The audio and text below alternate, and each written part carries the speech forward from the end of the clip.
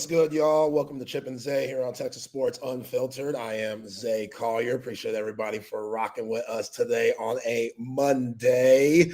Chip will be here any moment now. You know, he's down on campus seeing what Steve Sarkisian and the rest of the players that were available for media coverage today, what they thought about Kentucky and gearing up for Mississippi State in Starkville this Saturday. But again, appreciate y'all rocking with us. Like, subscribe. Y'all know how we do. Facebook, YouTube, Twitch, X, Instagram. We're everywhere, baby. Get the app if you haven't. I mean, hey, Texas Sports Unfiltered. We're popping around here. So, yeah, man. Where should I start? Because there's a lot to talk about on this Monday.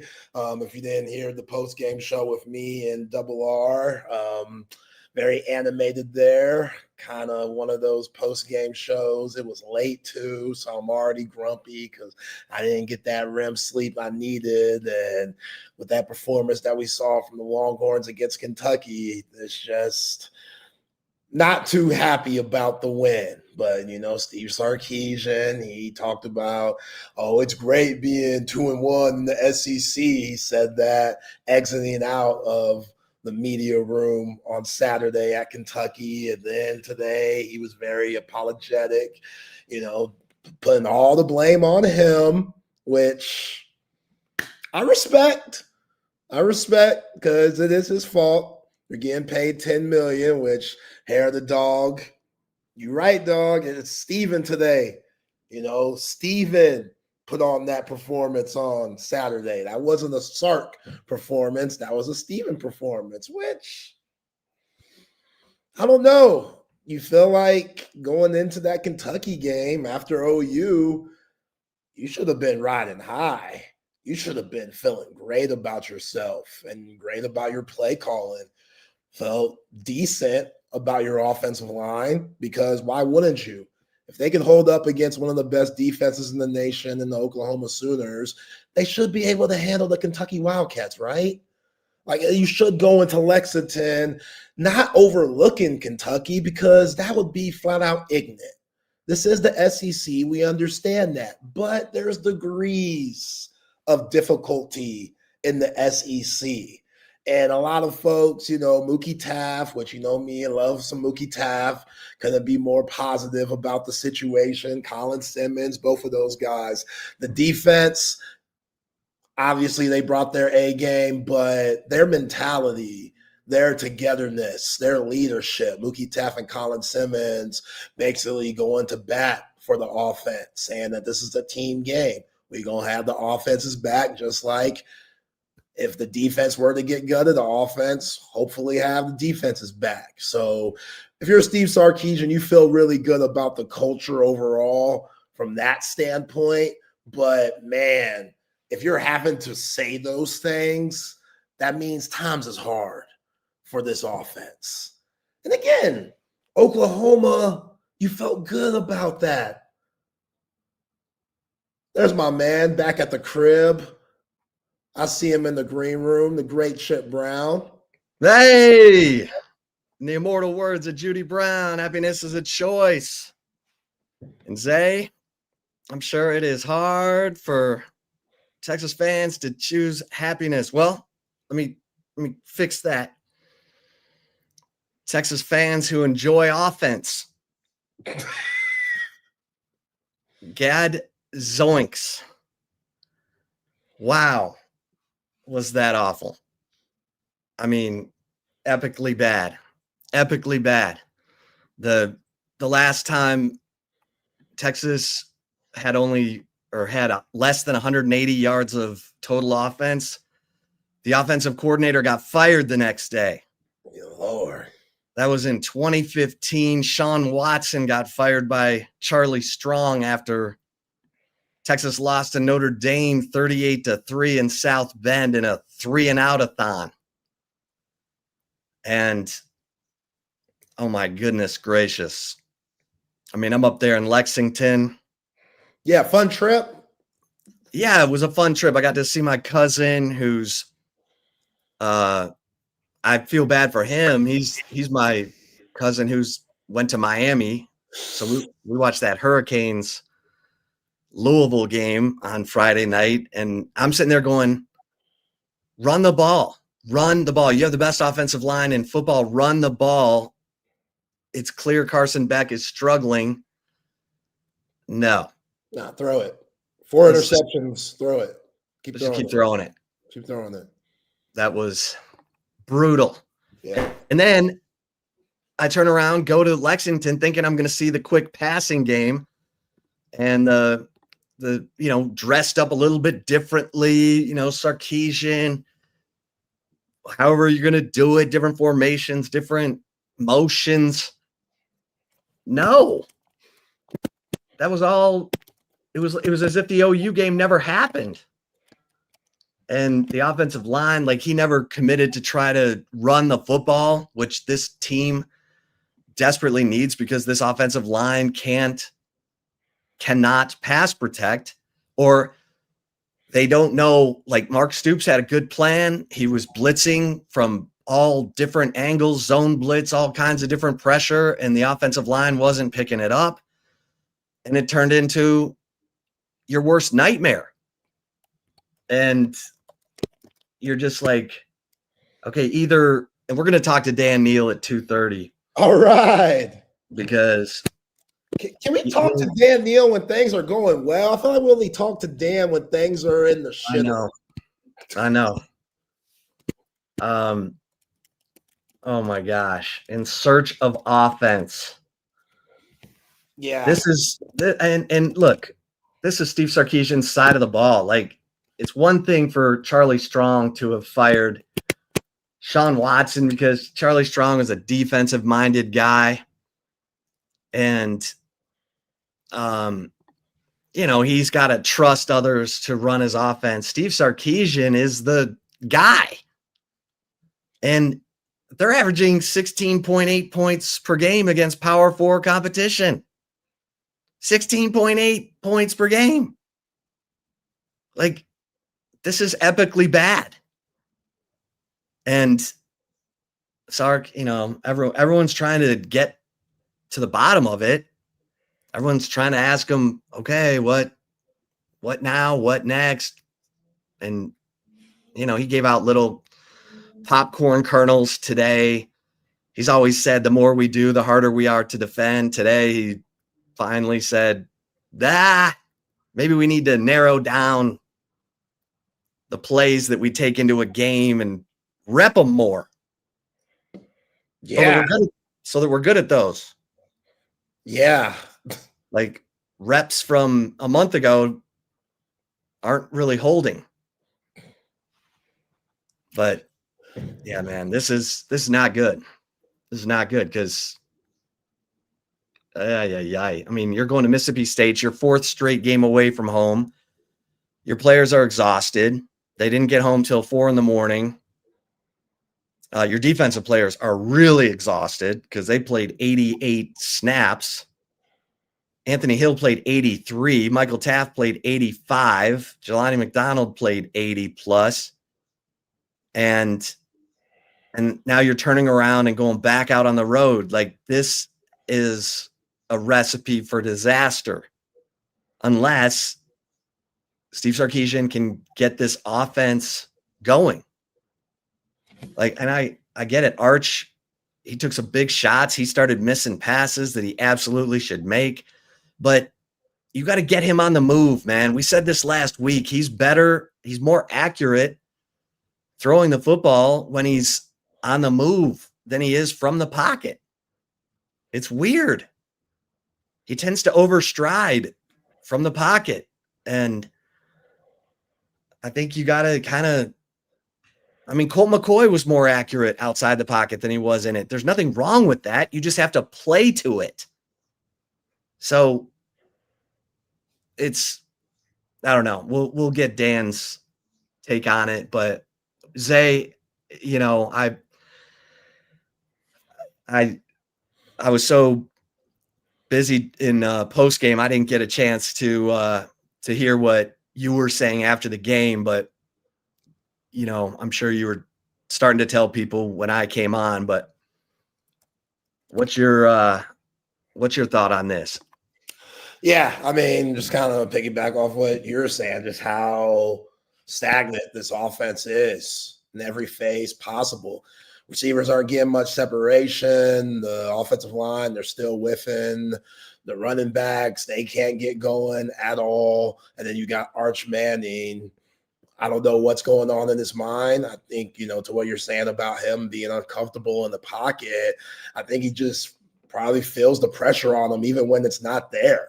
Like once that ball is snapped, he's probably expecting guys to be in the backfield causing havoc just because look how bad this offensive line is. Each and every drive, somebody's going to make a mistake and somebody's going to get back there when they shouldn't be. So if you're thinking like that as a quarterback, it's hard to move the chains on what we consider simple throws.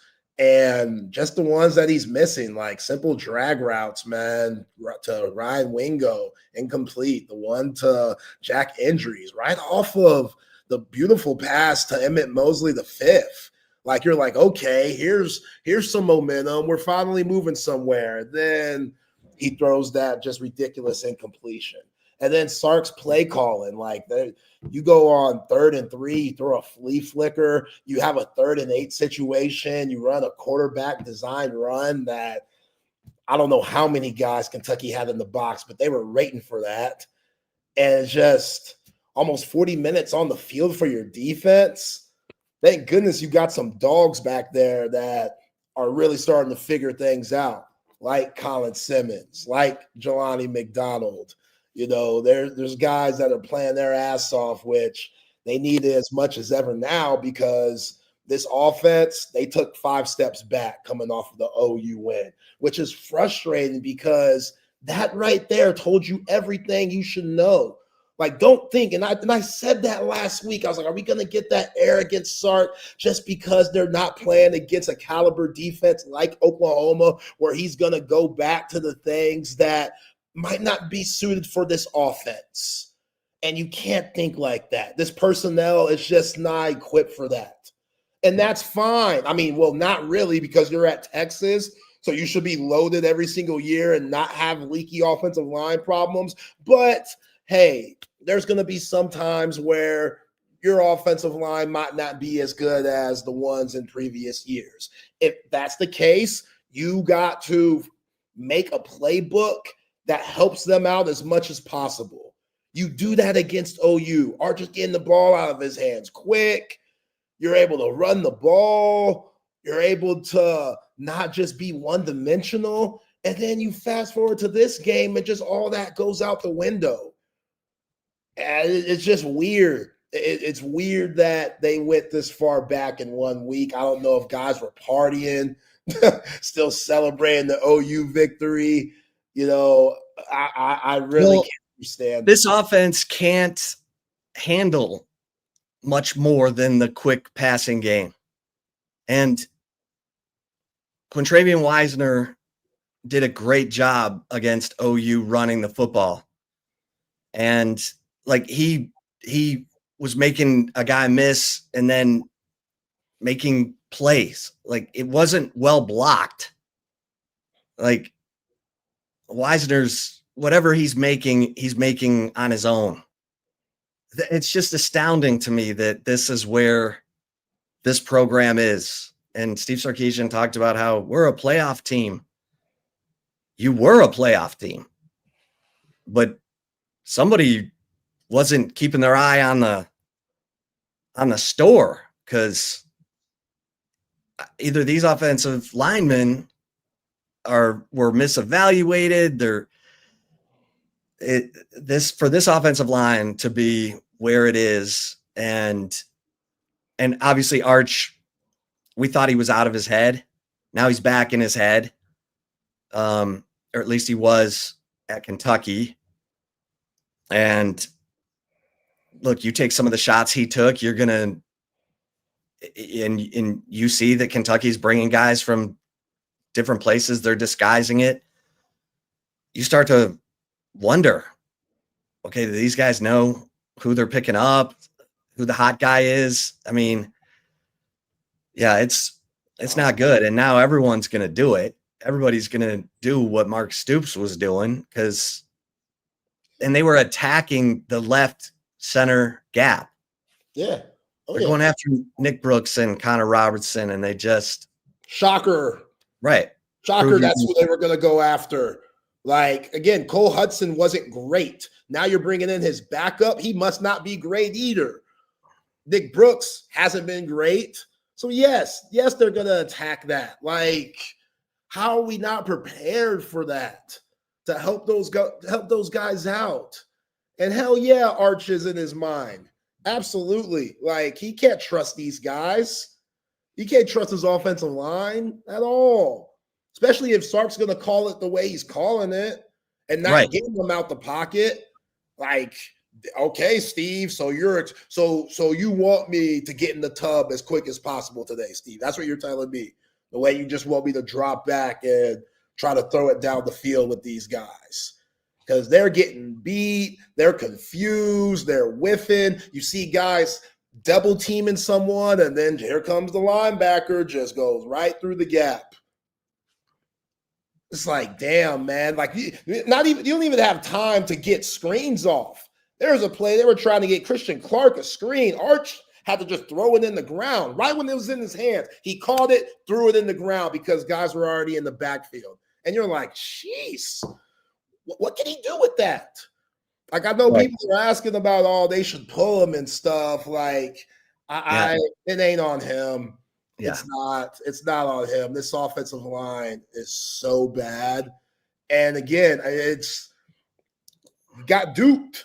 Like, they got us in Oklahoma. I was like, okay, I'm still questionable about these guys, but at least now they can maybe form an identity. And Steve Sarkisian, he had to take accountability today. He had to come and say, yeah, this is on me. You're right, Steve. It is on you. All of it. Like, you got to figure this thing out, man. You can't think arrogantly like you have been thinking. I get it. You think you're the shit. That's why you got the job. Like, you think you're that. That's why he answered that question today. When they asked him about calling the plays again, he said, yeah, I'm good at it. I got paid to do it. This is why I got brought in here. So did Ryan Day. He got brought in to call the plays for his brilliant offensive mind, and he was man enough to say, man, it's kind of hard calling the plays and running a big program like Ohio State. Maybe I should hire someone to help me out a little bit. One national championship later, he's a made man. So I'm keep calling the plays for the rest of the year. I want to dissect this more when the season ends on if Sark needs to, give that up. Or I've been hesitant on. I've been like, let's give him a couple chances. He has gotten these teams to the college football playoff. Who knows what that playbook would have looked like if Quinn Ewers didn't have all the injuries he did. I thought Quinn Ewers was limited, and obviously what you've seen with Arch, he wasn't the guy to come in for Quinn either because he wasn't ready. So, yeah, I'm I'm really rattled about what we saw on Saturday. I don't know how they won that game. You lost in almost every category possible statistic-wise. I don't know how you I mean, you won it because you have dogs like Ryan Niblett. You have dogs like Colin Simmons, Anthony Hill, who just wouldn't say die. I mean, that 4th and goal stop in overtime, which God love Mark Stoops. He's trying to put that game away. And he sees Texas's defense is worn down. He's like, we can push it over there. Their offense can't score. We're going to win this game. But, man, you got to have a little more creativity than that. When Cutter Boley's out making all kinds of plays. I told you. Yeah, you're gonna attack the middle of that line over and over and over again. That was kind of like Sarkisian against OU, except Stoops didn't, I don't know. I would have kicked it. I would have kicked it and said, yo, we going to make this a game. Yeah, let's drag it out. Let's drag it out. Look at these guys. They can't score on us. We kicking it. We going to break them down. Yeah, let Cutter keep doing this thing. I told y'all about Cutter. You did. Y'all were like, Cutter 31 of 39. I told y'all there was something about him. I was like, yo, man, this guy, he's got a little bit. They're running the same offense Texas ran against OU. Come on, man. The exact same. McGowan had 6 catches for 51 yards. It was just like Trey Wisner catching the football in the OU game. Yeah. And what the hell? What kind of running game was this from Texas? Wisner got a carry. What he got? 3 carries in the first half. He got 2 pass targets, 1 in the first quarter, 1 in the fourth. Like, what is going on? This is a guy, Sarkisian, who schemed Devontae Smith 12 catches for 215 yards and 3 touchdowns against Ohio State in a national championship game in the first half. Like, tell me you can come up with some creative ways to get some short passes. I've been talking about yo-yo motion, partly joking the whole year, but we still haven't seen it. They don't do that. He did do a target to motion with DeAndre Moore on the play that he ran out of bounds when he shouldn't have. Now, but Sark said today, and DeAndre Moore said in the postgame, he said, I wish I would have known. Like, the coaches didn't say, hey, no matter what, because DeAndre Moore is trying to get the first down. But no matter what, stay in bounds. No matter what. We don't have to have the first down. We have to have you stay in bounds. I wish I would have known. It's crazy. Right. And Sark took the blame for that today. But you got 50 coaches and analysts on the sideline. Ain't nobody say nothing? Nobody? You run target to motion to the short side of the field. He's headed toward the sideline. Like, there was a lot of head scratching going on. And thank God for Mason Shipley. Yeah. Thank God for Mason Shipley. Because there was wind. There was wind, about 6 to 10 mile an hour wind on that 53-yarder into him. And he nailed it. And they had to have it. On a night where points were as rare as plutonium, they had to have it. And Mason Shipley showed up. His first ever walk-off. And it was so funny because after the game, Jack Boomeister is like, this guy is the most nonchalant kicker I've ever been around. And that's what his special teams coordinator at Texas State told me. Coach Prado, he said he's got the perfect demeanor for a kicker because he's not this. He's this. And what a huge, and then Boomeister. 8 punts, 6 of them downed inside the 20. Like, that's how they won. Because of dudes like that. I mean, they just wouldn't give up. They kept going back out on the field. And here's the thing. If it's ego, I mean, look what Kentucky did. They just ran those same little passes that Texas ran against OU, and they stayed on the field. Yeah. They stayed on the field. They moved the chains. I mean, Sark,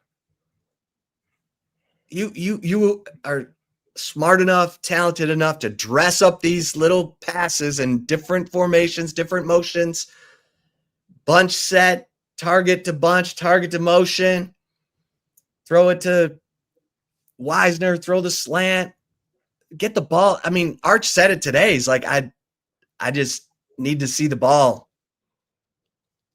getting caught, get into a rhythm. It's obvious. So you come out and you're trying to throw these, and I get it. Your scouting said those plays would be open. Guess what? Your offense can't block it.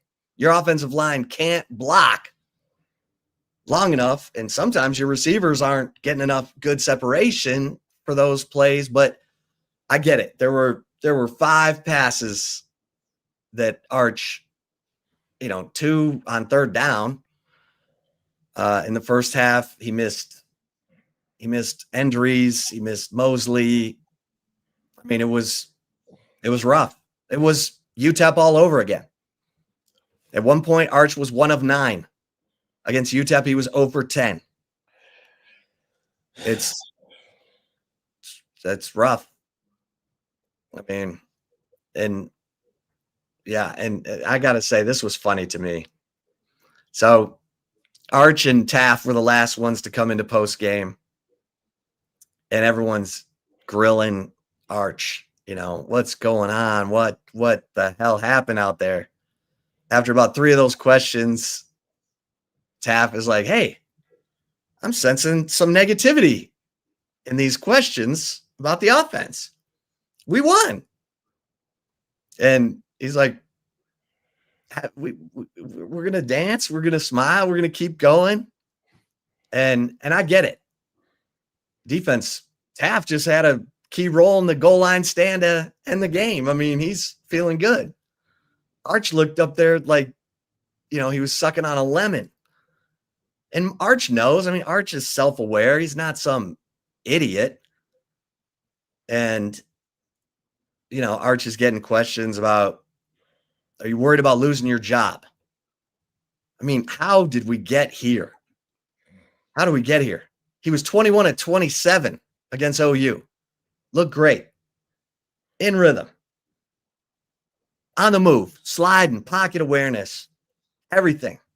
And then Sarkisian acts like they can run a deeper passing game and not run the ball or throw to set up the run. Well, guess what? If you don't complete any throws, that running game doesn't get set up.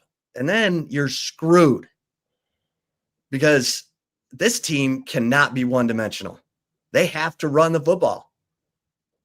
And in some way, shape, or form, it's not pretty. I don't know if they'll ever rush for 200 yards this season against a Power 4 opponent, but oh my gosh. I was just watching that game. It was like watching melted candle wax. I mean, it was just a slow burn, and you're going, if they don't get some home run play, this is not going to work. All right, let's bring in the All-American on the offensive line. 2-time Super Bowl winner, the Denver Broncos. One and only Daniel, the greatest player ever to wear number 69 at the University of Texas. Dan, what the hell? I'm sure. I mean, we got to get you on because I'm sitting here talking. I was up there in Lexington watching this thing unfold, and I'm like, "Where's the quick passing game we saw against OU?" Like, surely Sarkisian, he can dress that stuff up in different ways, different motions, different bunch set, all that stuff. Instead, I'm watching Kentucky run that, and they're staying on the field, Dan. Yeah.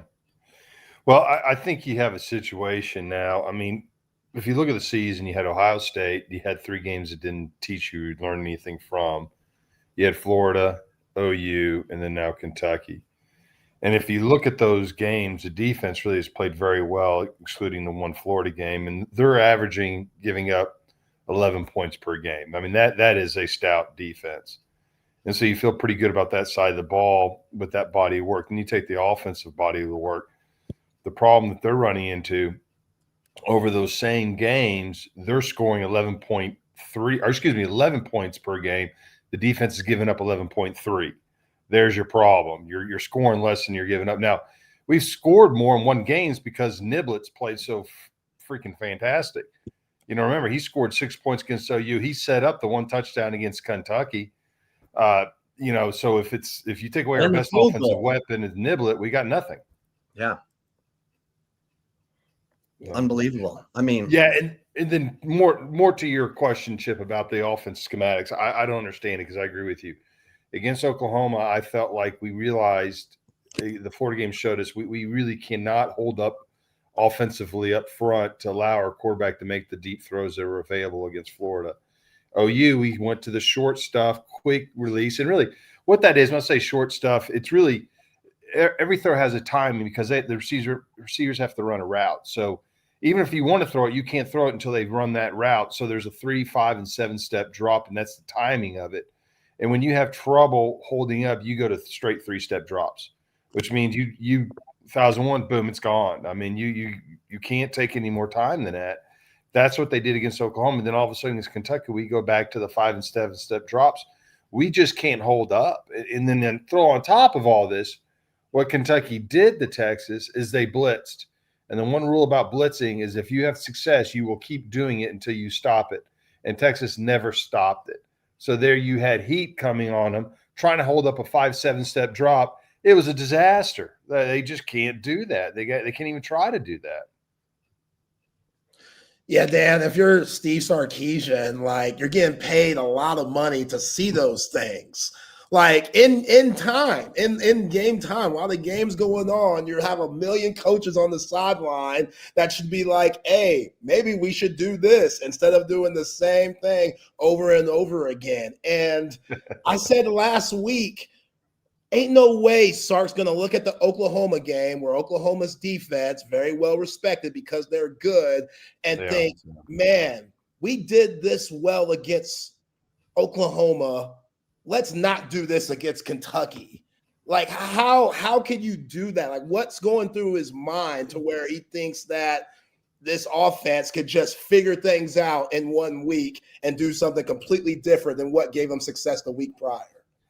Let me say this. I hesitate to get too critical on play calling and things like that because the amount of information that they consume, meaning the tape and the opponents and what to do, what not to do, there's no question. I mean, we all agree Sarkisian knows what he's doing, right? He knows how to attack a defense. He knows what he wants to get accomplished. He knows what to do on offense. And to your point, Zay, yes, you are correct. We didn't see those things. So the question is why? That's tough for me to answer because I don't see everything Sark sees. I will say this is sometimes coaches, and again, this is not a referendum on Sark, I don't know, but I'm just saying coaches in general will sit there and they'll do this whole gymnastics of, well, they think that we think that they think that they're, you ever watch Princess Bride when he's trying to talk? That's what they do. So because they think that we're going to do this because they'll never think we're going to do that because they're thinking this and they overthink the damn thing sometimes. And as players, you're just like, what are we doing here? I'll say this, and you hear this a lot. Coaches say, hey, well, you know what? We've decided we're going to go back to simplifying things, especially in college. Things can get a little too complicated and guys can't just play loose and relax because there's so many things going on. I really think that's where we are offensively is we have to go back to just simple things. And as a coordinator, it's tough because you see those sheets they have with all the plays on them. Well, you can cut that thing in about a quarter, and then that's what you got to do. And they don't like that because they like all that stuff. But three-fourths of that we can't do anyway, so why we even got it drawn up? And our offensive line is a limiting factor for this offense. Kentucky really hurt us blitzing, and we never answered it. And the other aspect about it is, you know, they're going to rush 4 guys in the base defense. Well, the 4 guys they rush isn't necessarily the 4 guys lined up on the line of scrimmage. You see it and I see it. They got guys dancing around all over the place. Well, we are totally confused about where that 4th rusher is coming from. They're going to disguise it and bring it where you're not looking, and then he's coming free. I mean, how many times you see Arch staying in the pocket knowing a guy's coming free?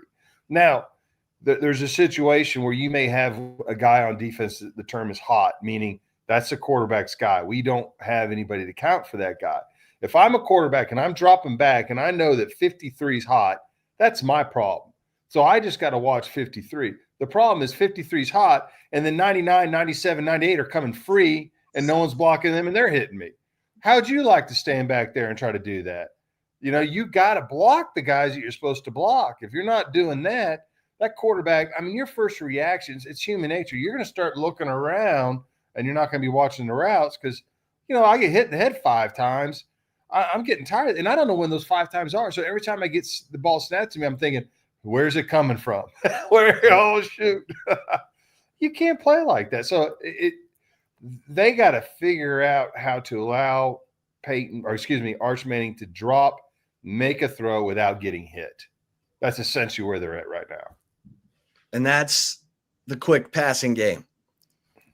I mean, unless all of a sudden you can stand up for a 7-step drop, which you haven't done all season. So I don't know what makes you think you can now, but yeah, that's a quick passing game. Well, and Dan, you help protect one of the great mobile quarterbacks, John Elway. He could throw on the run. It looks like Arch is more comfortable or more accurate throwing on the run outside the pocket than he is throwing from the pocket. That's because the pocket's dangerous. Pocket's dangerous. I'm going to get smacked. Yeah, that's right. But, I mean, look, Colt McCoy played behind a not so great offensive line in 2009. They rolled him, they bootlegged him, they waggled him, and he threw it to Jordan Shipley, and they got to a national championship game. Like, sometimes you just got to – I'm sure it's not ego-pleasing to Steve Sarkisian that he's got to, reduce his offense down to that, but that's what is going to give them a chance with this defense and and Ryan Niblett and these special teams, these kickers, right? I think so. I mean, going back to the statistics so far, and we got 7 games, so we have a body of work to judge it off of. And that is, again, the defense is giving up 11.3 points a game. So I got to get 13. And that's how you almost got to approach it, is we got to figure a way just to get 13 points. And even if it's just 2 drives a game, that could be, or 3 drives a game, that could potentially be 13 points or 14. And so, I mean, you hate to say it like that, but that's maybe where they got to figure it out. Now, there's no question Sarkisian knows everything there is to know about offense. And in the reference you made about Colt McCoy, I personally knew Greg Davis, and I knew the type of offense he ran and things he could do. The one thing Greg Davis was great at is he could do anything. Yeah, he really was. Yeah, he's really good at tailoring to what his talent could handle, right? He ran a different offense with VY than he did with Colt. Sark can certainly do the same thing. I'm not proposing that they do that now. I'm just saying, he knows enough about football that he's got to figure out, what these guys up front can do and put them in a position. And let me say one positive thing here. And I said this the other day on the show I did. Hey, the fact that Sark got that team after that Florida game to come out and play the way they did against OU. I mean, we can talk about Penn State losing Oregon and falling apart and coaches fired, right? That was amazing. That's head coaching right there, to get those guys that play that way. Now, they go into Kentucky and play like that, but yet they flew home with the win. That's pretty damn good, right? He knows, and he said after the game, we didn't play well enough, but we won, right? That's the first and foremost point. But you guys know as well I do, if you look at what they have, I mean, they got to go to Mississippi State this week. They got Vandy at home and A&M at home, 2 really good teams. I mean, you're not going to win those games playing that way on offense. So something's got to change. And we got to figure out how we get that team to play, or we got to run the offense we ran against OU. We got to figure that one out. Yeah. Going to this run game, Dan, just how can you build some more momentum? Because it seemed like that was happening against OU, and then against Kentucky, it seemed like Sark really gave up on it. Contravian Wisner didn't really get a chance to get going. Neither did the other backs. Yeah, well, when you can't run, it's kind of hard to stick with the run. And, and if you watch that Oklahoma game, the reason they ran the ball so well is Wisner ran hard. And he played phenomenal. There was not places to run, but he freaking found a spot, and he worked, and he made plays that weren't there. You can't do that every week. That's really hard to do. They're just not creating the seams that the back needs, because we know Wisner will run hard. There's just nowhere to run. He's getting hit as soon as he gets the ball. So they got to unfortunately, guys, a lot of this is you're what Royal say, you got to, dance with who brung you. This is what we got, as a Texas fan, that team, those players, that's it. There's no one's changing. So, some spots on that field, I look at and I'm just like, I'm questioning if those guys are good enough to win these type of games, and that's all they got. So they got to figure out how to win with what they have. Yeah. I mean, and Dan, talk about the defense. I mean, Colin Simmons, 3 sacks. He's starting to really be disruptive. Anthony Hill, 12 tackles, an interception, a forced fumble. These guys, the goal line stand there in overtime. Why didn't kick? I don't know, but anyway, that's just what I said, Dan. Like, with that Texas offense, I would have kicked. But anyway, go on, Chip. I don't mean to cut you off. I'm sorry. Just talk about that defense and obviously they gave up a lot of yards between the 20s, but when they had they bent, but they didn't break. Well, the thing about the defense, so after that U of F game, and you and I talked, it was probably as disappointed I've been watching a Texas football game in a long, long, long time. I've seen worse teams, but I knew they were worse. This one, I was like, what's going on? I think we all felt they were better than what they showed against UF. And there's no question that they did not come out and play with the intensity that they needed to. And again, Sark got them to against OU. I said after the UF game is, if you look at that, against Ohio State, 0 sacks, against UF, 0 sacks, against Oklahoma, 5 sacks.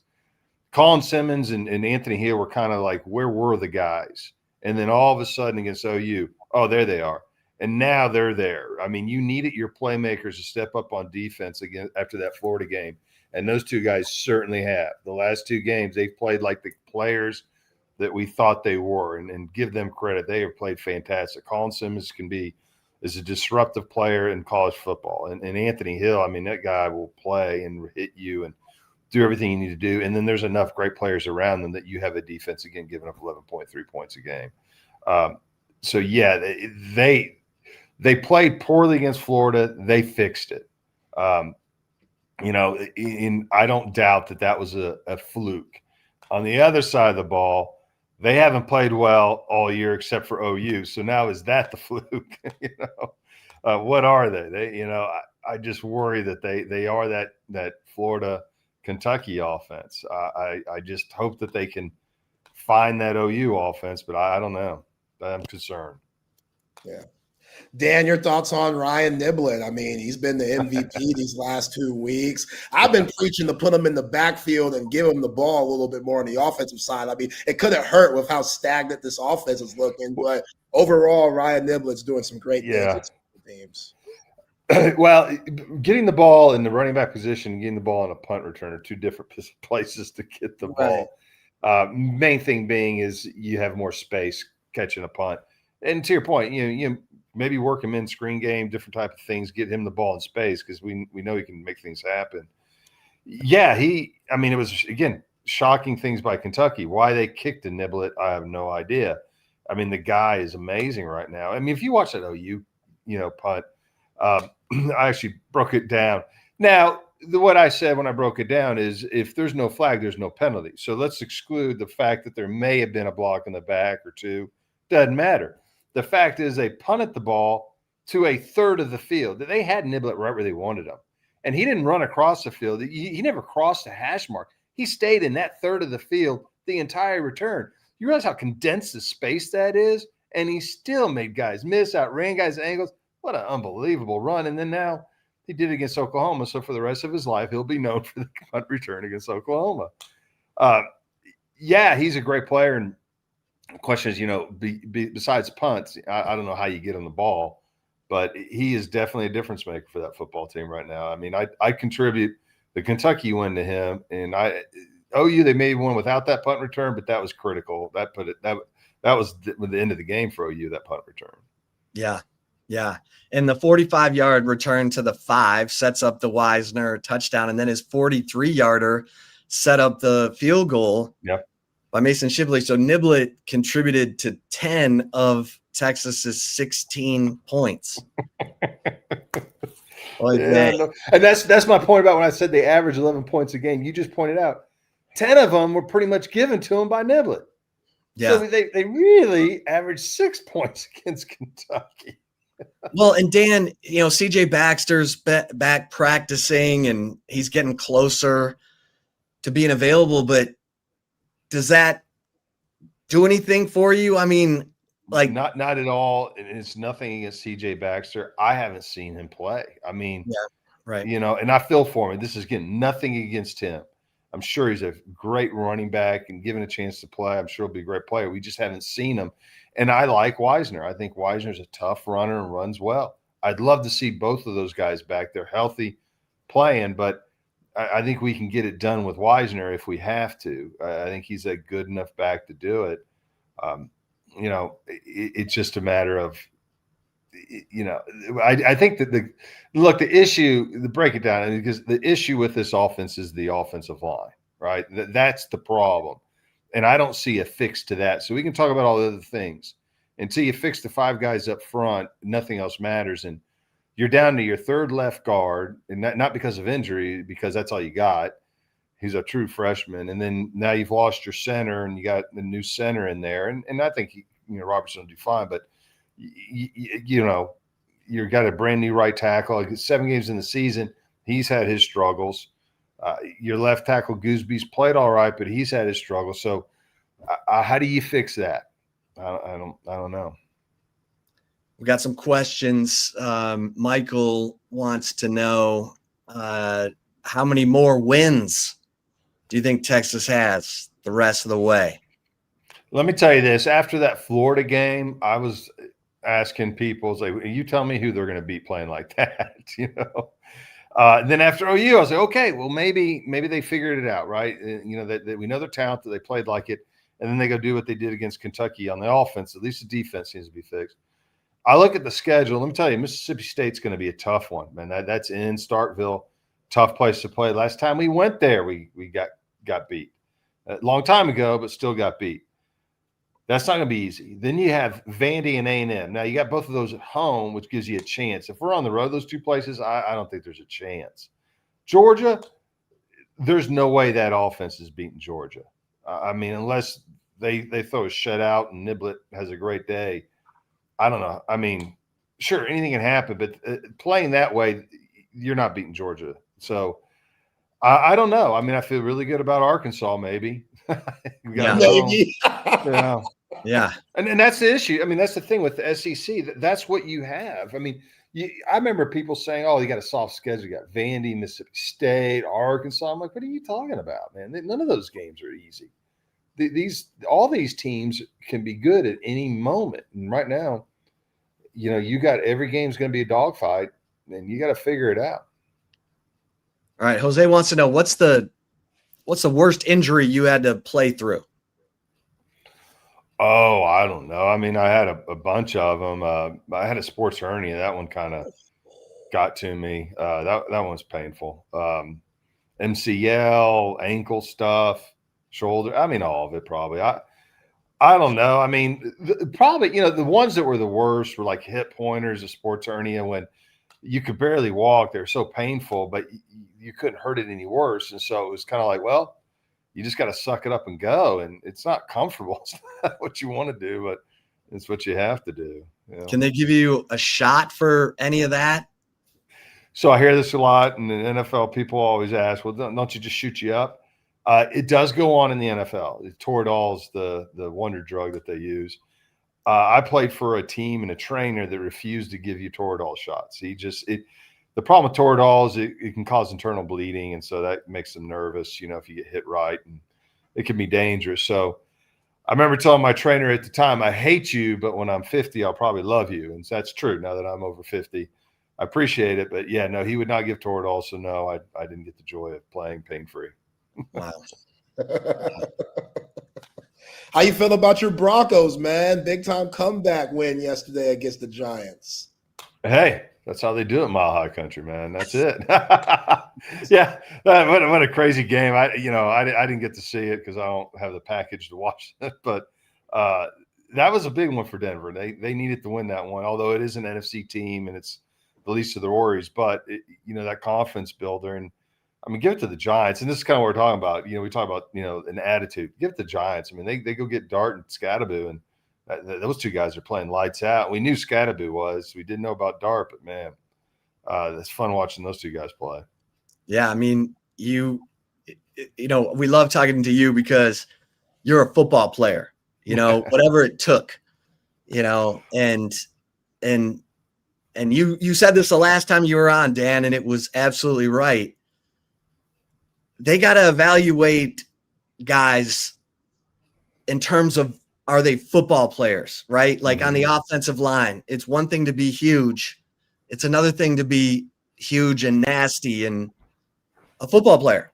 Well, I mean, look at Scotty. Let's take him as an example. He's obviously too slow and too small to play in the NFL, right? And so no one wanted him out of high school as he was too small, too slow in college. And he goes to some JUCO, and then all of a sudden he gets a chance at Arizona State, and then all of a sudden he's drafted in the 4th round by the Giants. And I mean, after what I saw against Texas, and I would take the guy in this 1st round.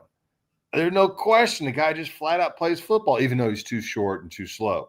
Somehow he overcomes these limitations because he freaking plays the game as the way it's supposed to be played. Now, I've always been under the belief, if you look at the dynamic of a football team, and I understand today's football is every team kind of lines up at 5 DBs, but for the most part, the most positions on a football team are your offensive linemen.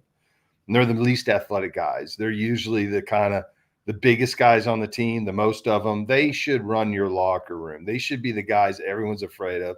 And all 5 of them, deep down inside their heart, should be mean SOBs. You have to be to play that position because guess what? Every freaking snap is you're going to get to hit somebody as hard as you can with all your effort. Got to have that kind of mentality. I always felt that to win football games, you need 5 offensive linemen that you'd want to get in a street fight with. Just mean, tough guys will get after you. Not once in all that did I talk about size because I don't give a damn. I mean, you look at some of the great players. Jason Kelsey for the Eagles when he played. I couldn't stop watching that guy play because he just absolutely dominate people. You watch Thune for Chicago back when he's with Kansas City and New England. He's not the largest guy, and he's one of the best players out there. So I'm not a big size guy. Obviously, look at me. I'm 6'2". I like football players. Now, if you can get a football player with size, great. Those are hard to find. I would opt for just tough, mean players. Who's the guy you like watching now? Is there a – Yeah, you know who I like, honestly? And I was watching him yesterday, Sam Cosme. He watched Sam play. He's not a nice guy out there. and obviously I'm biased, but he's a freaking good player for Philly over there. He's been hurt a lot, but, man, when he plays, that dude's good. Love it.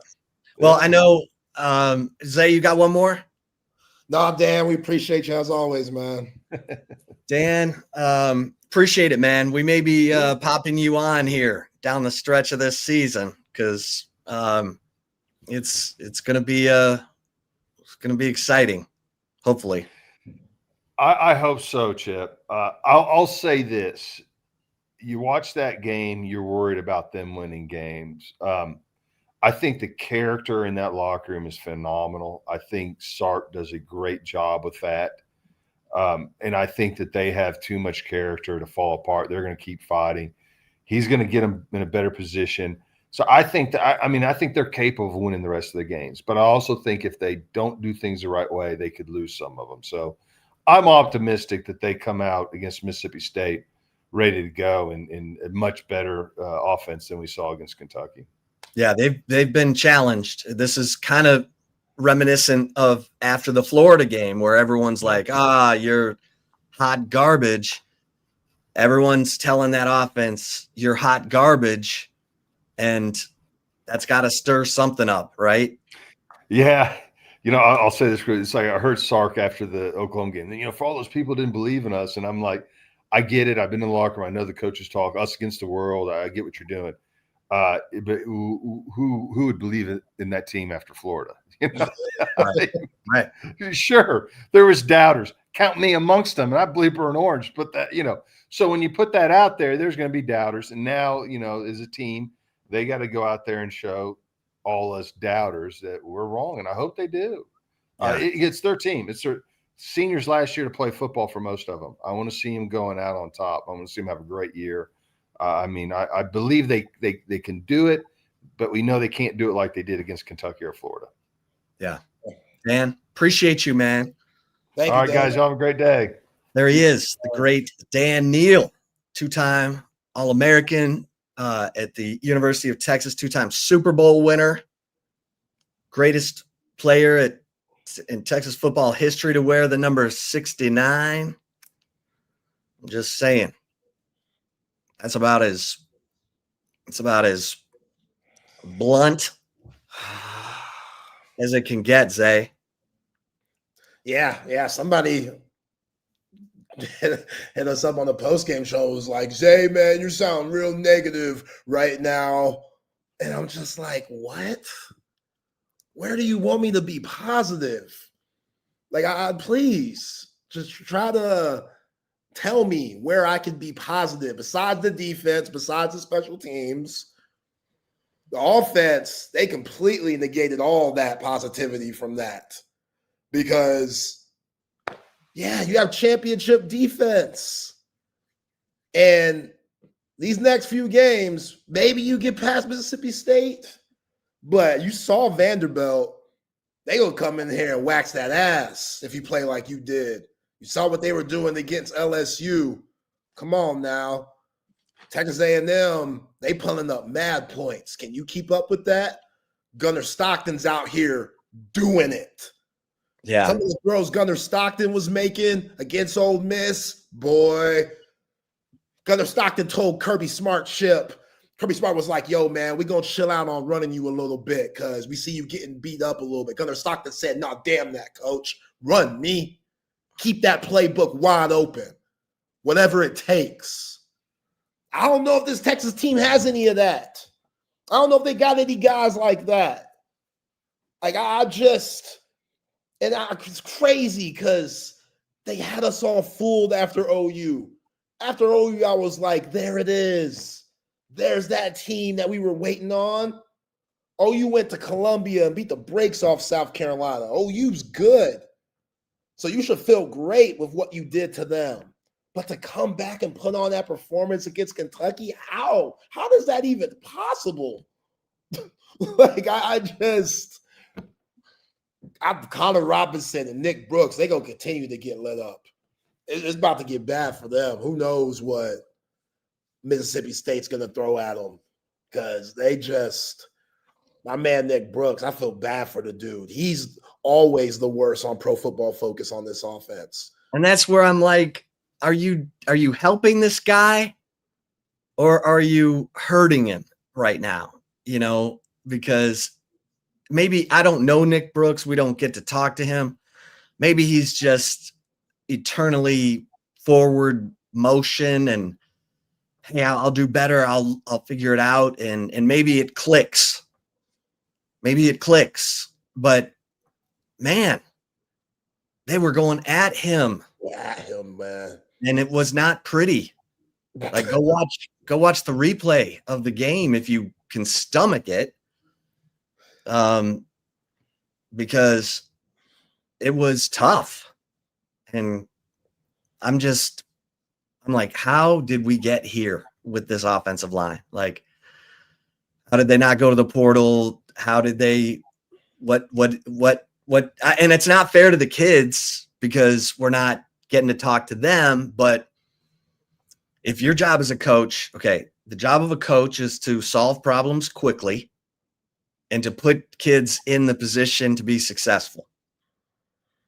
And I'm glad that Dan Neal brought up Greg Davis, because Greg Davis, for all the heat that he took, that guy was selfless. He was willing. He didn't have a system that he had to, this is my system. We're running my system.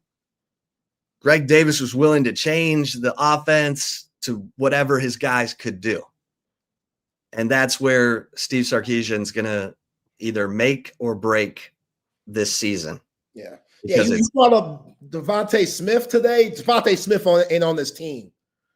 Like, right. If Sark's out here thinking like I'm still at Alabama, Like, the reason why I got this job is because I've done well at other places like Alabama. I don't see no Najee Harris on this squad either. I don't see no Jalen Waddle. I don't see any of those dudes that you had. So you got to dumb it down for these guys. The evaluation, y'all screwed that up. They are not as good as the teams that you've had these last 2 years. Xavier Worthy, he ain't coming out that tunnel anytime soon. Kelvin Banks, he ain't coming out that tunnel anytime soon. Jaden Blue, all them dudes. You got to adapt to the personnel that you have. Like, I just can't be that prideful. Like, I don't understand that. I just feel like this should be an easy fix. Like, to where it's like, okay, guys, I know this isn't what you signed up for, but hey, it is what it is. Right. Guys want to win. Yeah. They want to win. Sometimes you got to make chicken salad out of you know what. I mean, that's what coaches, that's what they do. And if you get, for whatever reason, you misevaluated the talent on the offensive line, you didn't develop it enough, or you rushed a guy in and now you're too prideful to. Man, somebody hit me up in my DMs and said Sark misevaluated because he was on maternity leave because L'Oreal's baby said he hasn't been locked in because of the baby. And which, if the baby's keeping him up at night, like if the baby's waking him up at 3 a.m., 4 a.m., which at this point he should be at the facilities trying to figure out this offense. Like, he needs to make a bed right where he could just wake up and watch film right by his desk. I'm sure CDC can work something out for him and L'Oreal, she'll understand. That's why they got an expensive ass maid, I'm sure. But yeah, man, like what are we doing? What are we doing? How much are we getting paid here? Like Kyle Flood, Chad Scott's probably wondering, man, I came down for this. Tashard Choice told me this was a great gig. Tashard Choice told me this was going to be fun. Like, we'd be able to do whatever we want. Oh, I'm not saying throw out the baby. I'm just saying, why? So there's got to be, I'm just trying to figure out reasons why it's such a struggle, you know? And I don't get the sales joke that he tried to make, the sales analogy when he was asked about calling plays. You're going to have to dumb that down for me, Chip, because I was like, what are you talking about, Steve? Well, God gets called in to do sales. You know, after that, I just kind of went blank. You know, I was just like, oh, no, here come the analogies. Nobody's trying to hear that, man. Well, he was asked, what would the message be to the fans? So I'm going to bootleg that for you.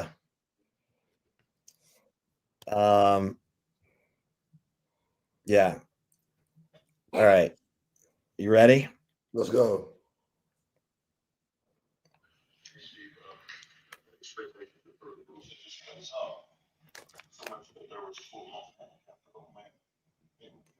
What's your message to the fan base going into another road game? Yeah, I would say that's a great thing. You know, the fact that expectations at the University of Texas are always going to be high. But I think we've raised the bar from where we were when I got here to where we are now. And that's a credit to the players and the staff and the organization and the administration. We're a playoff team. That's what we are now. You know, we're back-to-back years. We've gone to the semifinals with an opportunity to go to the national championship game. And so when that becomes the standard, right, then we all have to hold ourselves to that standard. And that's okay. I don't know what's the hardest part of our schedule yet, right? We're going on the road for the fourth straight week. We're getting on an airplane to go play a game in a hotel that's not our own.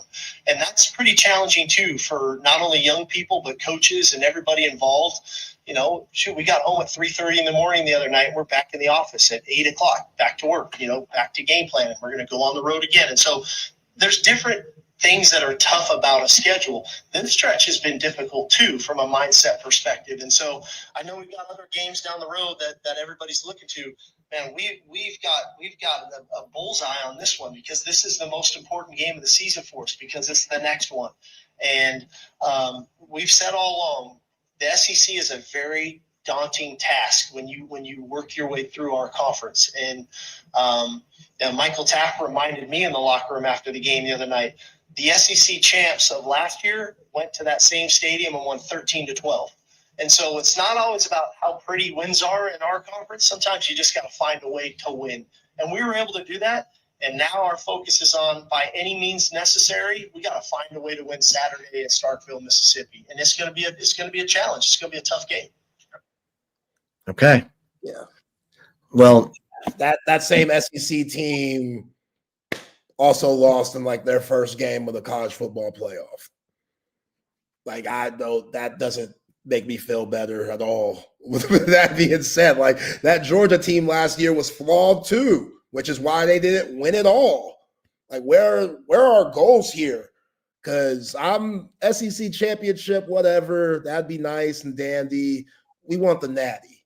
Like, no, that's not a good comparison. Like, I know Mookie Taft, what he was trying to do there. I love Mookie Taft. You know, he said that in the presser. That's not a good comparison. That Georgia team was flawed and had all types of problems last year. They just beat y'all twice.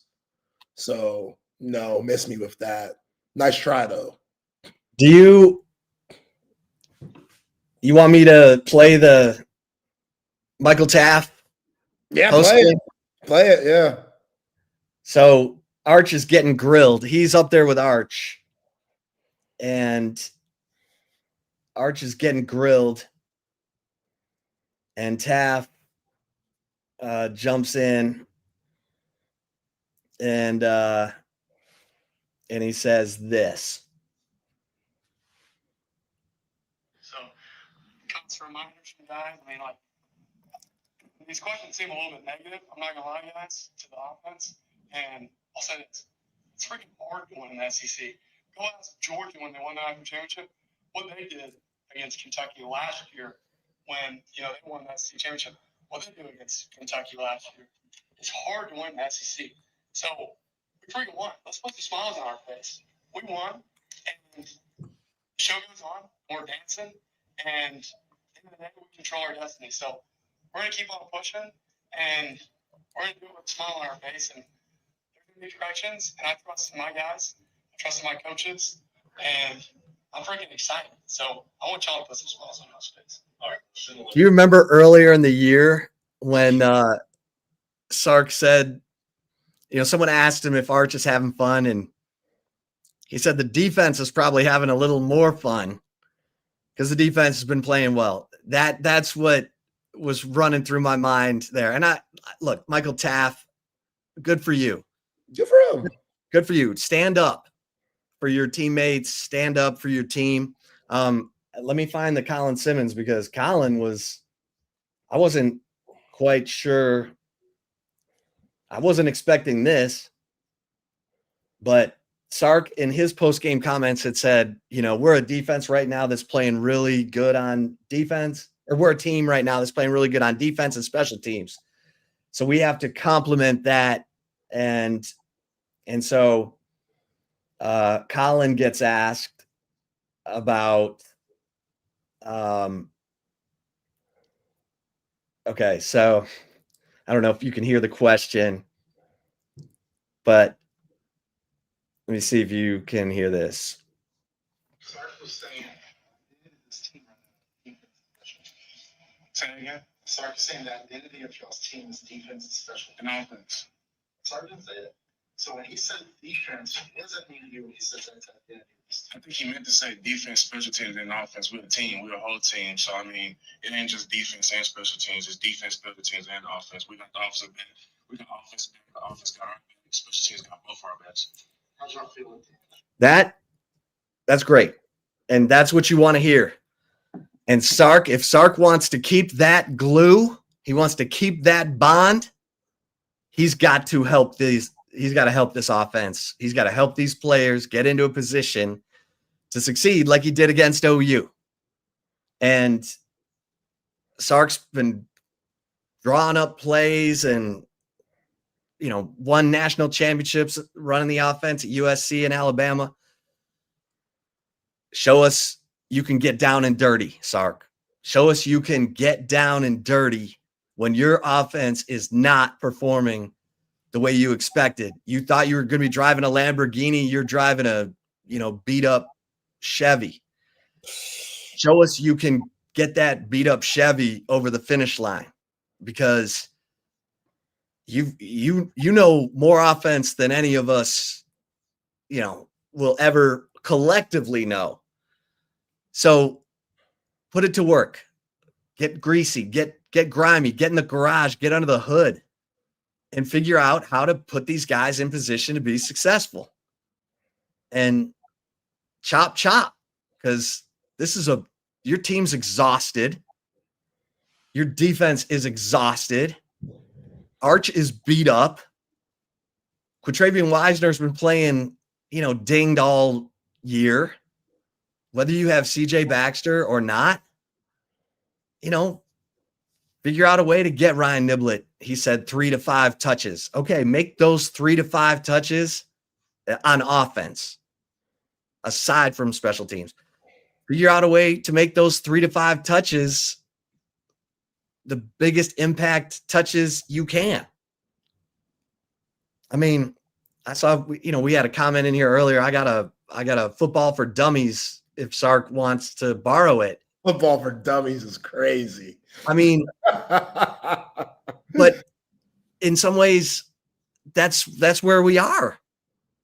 This is a team averaging 16.8 points per game against Power 4 competition. And the defense is giving up 11. The defense is playing championship. Now the special teams are playing championship. A month ago, we were like, where's special teams? What do they do? They get that punt blocked against Florida. It's like, man, okay. Ryan Niblett should be everybody's favorite player right now. Oh, yeah. Because that dude is just like, let me help. Let me help. That's what I'm saying. I'd give him some carries just because, even though the Right. offensive line is this bad, why not? Just put the ball in his hands. But they're probably worried about, man, if he gets hurt, we're really screwed. So we got to keep him as fresh as possible because we need some motion when it comes to this special teams life. So Hey, how about that second punt return by Niblett? Oh, That dude was right on top of him. well, you can't just kill guys no more. Right. And so how smart was that? Yeah. I asked him about it today, and he's like, yeah, I knew that guy was right there. And he didn't say he can't hit me, but I knew he wasn't going to have a running start at me. So now it's just me against him. But that's clearly what his decision was. And he said it was a field return, but he knew by the leverage of that guy, he's like, I had to go left. Yeah. And he's just playing at such a high level with so much confidence right now. And that's what you want to see on offense. Like you had a chance to continue that after the OU game. And I was just, I was like everyone else. I was like, what are they doing? Like, what is this plan? What is this lack of plan? And I thought the running plays were unimaginative. I mean, it was like, I don't know. I know it's head scratching, but this is it, man. Yeah. Like if you get blown out by Oklahoma and the offense was stagnant there, I wouldn't be as upset because I would have been like, okay, we knew this. Right, but you saw it. You saw it. You saw it. You gave me hope. You gave quality hope against high quality defensive caliber players. Right. So you would think, and Dan, hey, he laid it out there in a way that a lot of us don't think. Some of these coaches, they outdupe themselves because they think, okay, these defensive coordinators, they're going to come in prepared for this. So I have to do that.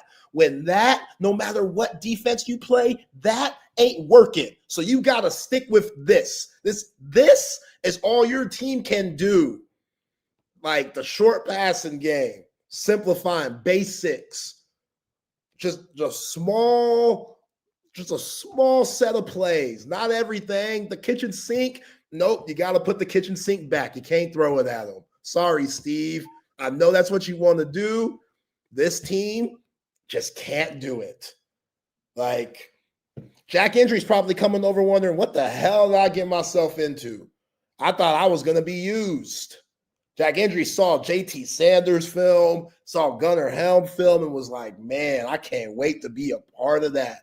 Look at all the love the tight ends get. Besides Jordan Washington's screen, what did the tight ends do in this offense? I get Jack Hendry was open and Arch completely smoked that throw. That was one of the worst throws you could ever have because Jack Hendry's, he probably would have done something with that yards after catch. But, yeah, drag routes, they were open, couldn't get it to him. The drag routes are money. Like Kentucky was beating Texas. No. Yeah, I mean, yeah. And that slant, oh, God. If you can't hit that slant, I don't know. I don't know what to tell you. But he's rattled. Like, I could get hit every play. You see his elbows, man? His dripping blood and stuff. Both elbows. I'm like, damn, both arms? Like, one arm, okay. You're bleeding on both arms, Arch Manning? Yeah. Of course he can't focus. Like, and now they're starting to pile up. So now he's really starting, these bruises, they're starting to hurt different because they're not able to heal in a way that they could early on. They're getting worse. After the OU game, okay, now I'm getting hit against Kentucky. Now you're going to get hit against Mississippi State. Those things pile up. So now mentally he's like, yo, man, I'm going to take a beating every game I play because this offensive line is that suspect. Yeah. Yeah, poor Nick Brooks, man. Every Pro Football Focus grade he has each and every week, he's dead last on the offense. Dead last, man. Like every week from the Florida game to OU, where he was a little bit better but not great, to what we saw against Kentucky, like 36.7. I mean, then you got my man Connor Robinson with a smooth 51.5. It's like, damn, y'all. You're like, oh, Trevor Goosby's a bright spot of the team, up 54.4. Yeah, DJ Campbell was your highest rated offensive lineman. DJ Campbell's playing pretty well. Brandon Baker had his best game against OU. Did not have a great game against Kentucky. Yeah, Goosby, it was rough. Yeah, and Connor and Nick Brooks. I mean, everyone's going after Nick Brooks. Yeah, you got to. And that's the thing. It's like, okay, now is he gaining from this? Like, I don't know the kid. So mentally, is he strong enough? I know he's big and strong, but is he strong enough to hold up in his technique, come back the next week, retrench, recommit, and improve? Because it doesn't look like, I mean, we saw him play with more confidence as the OU game went on. And the thing that really bothered me almost more than anything about the Kentucky game was not getting Wisner involved earlier. Like, throw him some passes. That guy needs to make a play and get in the flow of the game. And so they run a couple of running plays, but it wasn't. It's like you gotta get Arch going and you gotta get Wisner going, and if your best play is a dump off to the running back, then run that first, you know? I mean, like you're in your first drive of the game. It's 3rd and 3. Your offensive line can't hold up worth a damn. Why would you do a flea flicker? The a reverse longest play ever to develop. Yeah, flea flicker reverse. Might be one of the longest plays ever. It was totally covered.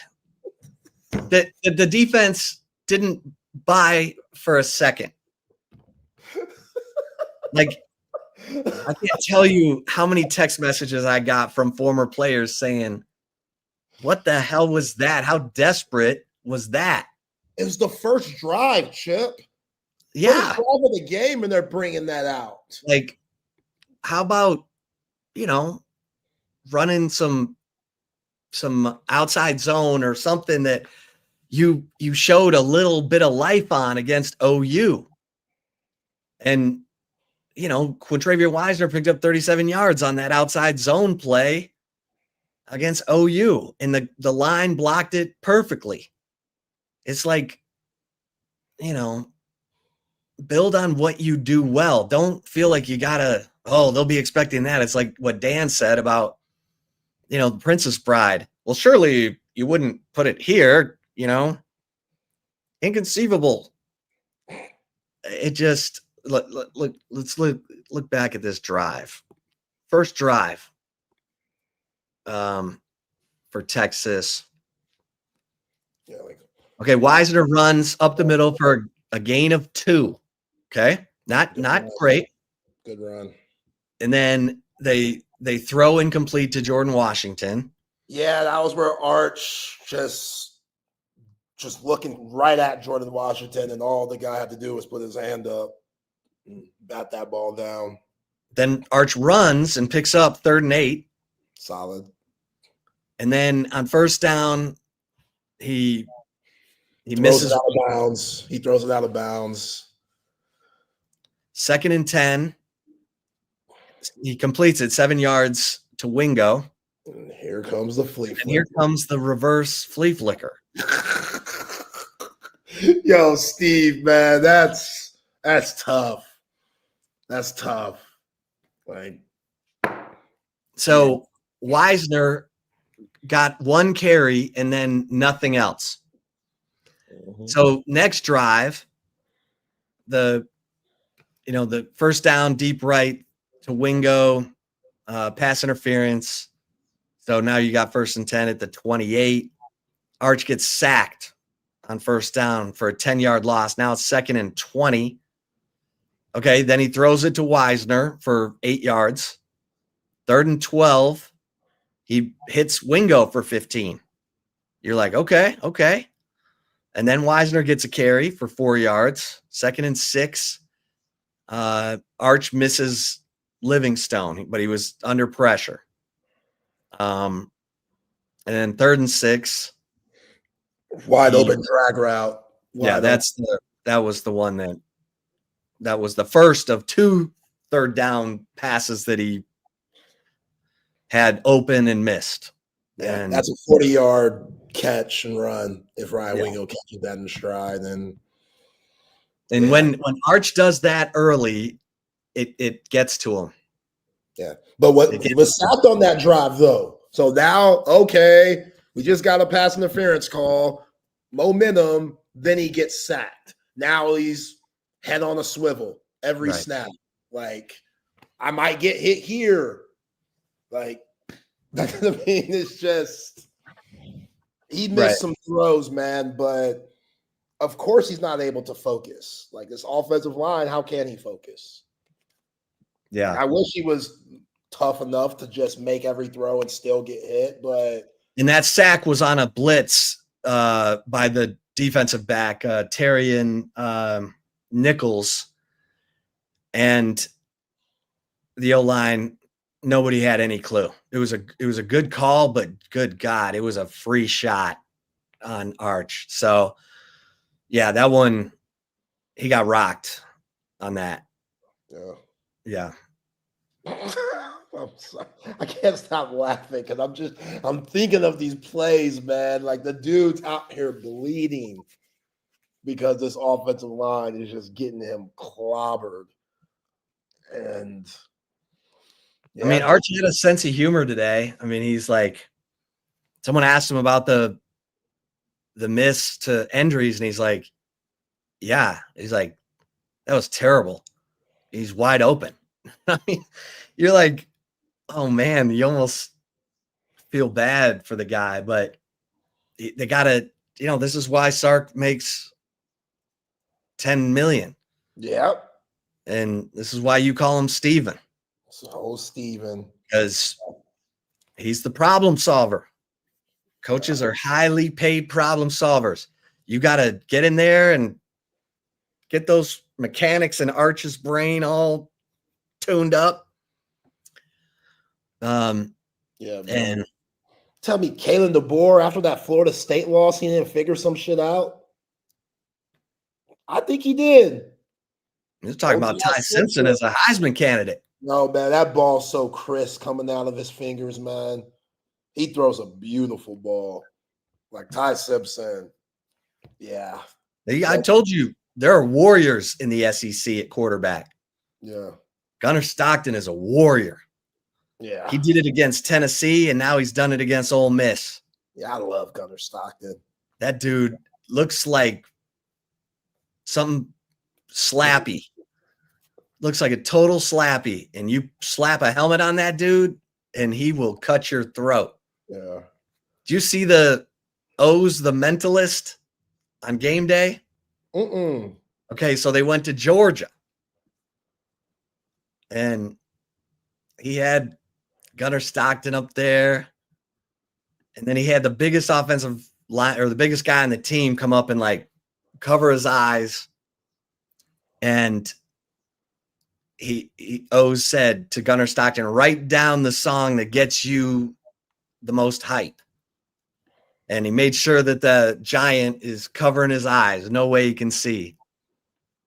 And Gunnar Stockton writes down Jekyll and Hyde and shows it to the whole team. And of course, O's, was like Jekyll and Hyde. And everyone's like, oh! But yeah, man, Stockton he's a warrior. Pavia. Yeah. Oh, their left guard's incredible. Their left guard's going viral for Vanderbilt. Oh yeah, he's decking people. That? Yeah. He decked one guy, and then he came over here and decked the other guy. Yeah, and those are LSU players. Then this is Vanderbilt. That's what I'm saying, man. If Vanderbilt's got guys like that, what are we talking about here? They're getting coached up. I mean, Texas' offensive line is paralyzed. They don't know what's going on, and it turns into a landslide, an avalanche of negativity. What's happening? And then when you got Mark Stoops over there, he's like, hey, let's just keep blitzing Terry and Nichols. They got no idea where he's coming from. Yeah. And then whammo. Suddenly you're out there. Guys don't have any confidence. Arch's confidence is leaking. I mean, I always talk about the confidence container. And we saw the container starting to get full, or at least fill up a little bit. There was some confidence going in the second half of the OU game. Damn, man. Every one of those containers got sprung a leak. And all that confidence just poured right out. And by the end of that game, everyone's sitting there going, is there enough confidence on that side of the ball to win this game? After Kentucky went the length of the field in 57 seconds to kick the tying field goal, you're sitting there going, does Texas, who thought Texas was going to win the game at that point? Oh, I definitely didn't.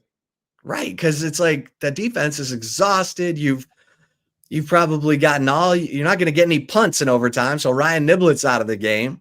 Well, they did try to give him one carry in overtime. But I'm just saying they expended their magic beans. Like their magic beans are gone. Now you can't ever ask your defense and special teams to do that again. 179 yards. That is embarrassing. That's probably the worst of Sarkisian's career. If you go, going back to UW, 179 total yards. That ain't a lot. 8 first downs. Sam Houston had 7 first downs against Texas and lost 55-0. Like the fact that Texas beat a team that had 26 first downs when they had 8 and 179 yards of offense and 1.7 yards per carry. This is like stultifyingly bad, epically bad, historically bad. And the last time anything close to this happened, the offensive coordinator got fired. And your team found a way to win. That's like, don't ever push it to that level again. Because it won't be good. So now you got to, Sark, you got to put some jumper cables and some heart paddles on this offense and make it go, because you have exhausted your magic beans with that defense and those special teams. Yeah. And Mississippi State, they mad too. Yeah, don't let Blake Shapen don't let him get in a rhythm. He can zip you. Yeah, I mean, he threw a horrible interception to a big 390-pound defensive tackle to end the game, but Blake Shapen, he could do some things. They made a field goal that got called a miss because it was right at the top of the field goal post, and it like curved at the end to where it was good, but the refs looking at it up here, they didn't see it. So they lost out of 3 points in that game. Yeah, they got screwed. You'll see it when you go back and you watch the game, the preview for Texas. They got hosed, man. They're pissed. Wow. They're pissed because that was a weird situation in that game. But wow. Yeah, Florida winning couldn't keep Billy Napier's job. I mean, like, you lose to a guy that just got canned mid-season. Really, Steven? Really? Like, this should have happened a long time ago. But Billy got life because they beat Texas. They would have beat A&M. He'd probably still have his gig. But they couldn't do it. Like, wow. Yeah, I mean, I don't know. Sarkisian might have some really hard decisions to make at the end of this year. Yeah, screw the friendships. Right. It's not show friends, it's show business. Show business. Yeah. My man Sean Adams always used to say. So, yeah, you've been with Kyle Flood for 9 years, but what is going on? Yeah. And he's the offensive coordinator. I mean, I know that's in name only, but still. Yeah. This is. Or you got to bring in somebody else, analyst-wise, to help out Kyle. Like, I don't know. And this is my thing. Who does Sark listen to? Like, I know Jeff Banks can tell him stuff, because I was told that after that Oklahoma State game in 2022, Banks told Sark, this was our fault. This was the coach's fault. And so I know Banks can talk to Sark like that, but who on the headset on the offensive side is Milwee? Like, Milwee, I don't know. Remember, I don't know. I talked to Bowden, Terry Bowden, when he was coaching at ULM, and he had AJ Milwee as his offensive coordinator in Akron for 6 years. And I said, tell me about AJ Milwee as an offensive coordinator. And he said, because he coached Jimbo Fisher at Samford when Jimbo was a player. Jeez. And he goes, Jimbo's a field guy. Jimbo's a field play caller. He's like, Milwee is an analytics guy. Like, he's going to crunch all the numbers and he's going to look at what plays have worked in that field range. And so I'm sure Sark appreciates that because Sark is a field guy. So he's got his analytics guy like, hey, here are the plays. And then Sark maybe picks one, whatever. But like, I don't know. I just field guy. How the hell do you feel that flea flicker working? Field guy. What do you feel there? What do you feel for that? What was it? 3rd and 9, 3rd and 8, the third drive of the game, Chip. 3rd and 8. Arch Manning design run goes absolutely nowhere. What field was there? What field do you have for that? I don't know about field guy, man. You got to be both, man. You got to take the analytics and the field. You got to be both. Like, yeah, somebody needs to let Sark know. Does anybody have that backbone? Like, you can't. Chad Scott just got here, so I don't expect him to really be that dude. Chad Scott's like looking around like, what the hell? He probably calling Tashard Choice like, yo, what'd you get me into? It wasn't this hard for you, was it? Because I didn't see that. Well, and Tashard Choice, like, they're missing him. Bad. That dude has juice on the sideline. He's a guy who, like, goes up and down the sideline, getting the players all locked back in. Yeah. Yeah, man. And he made sure his guys, when it came to pass protection, they were locked in. Oh, yeah. Like, he made that a huge point of emphasis for his running back room.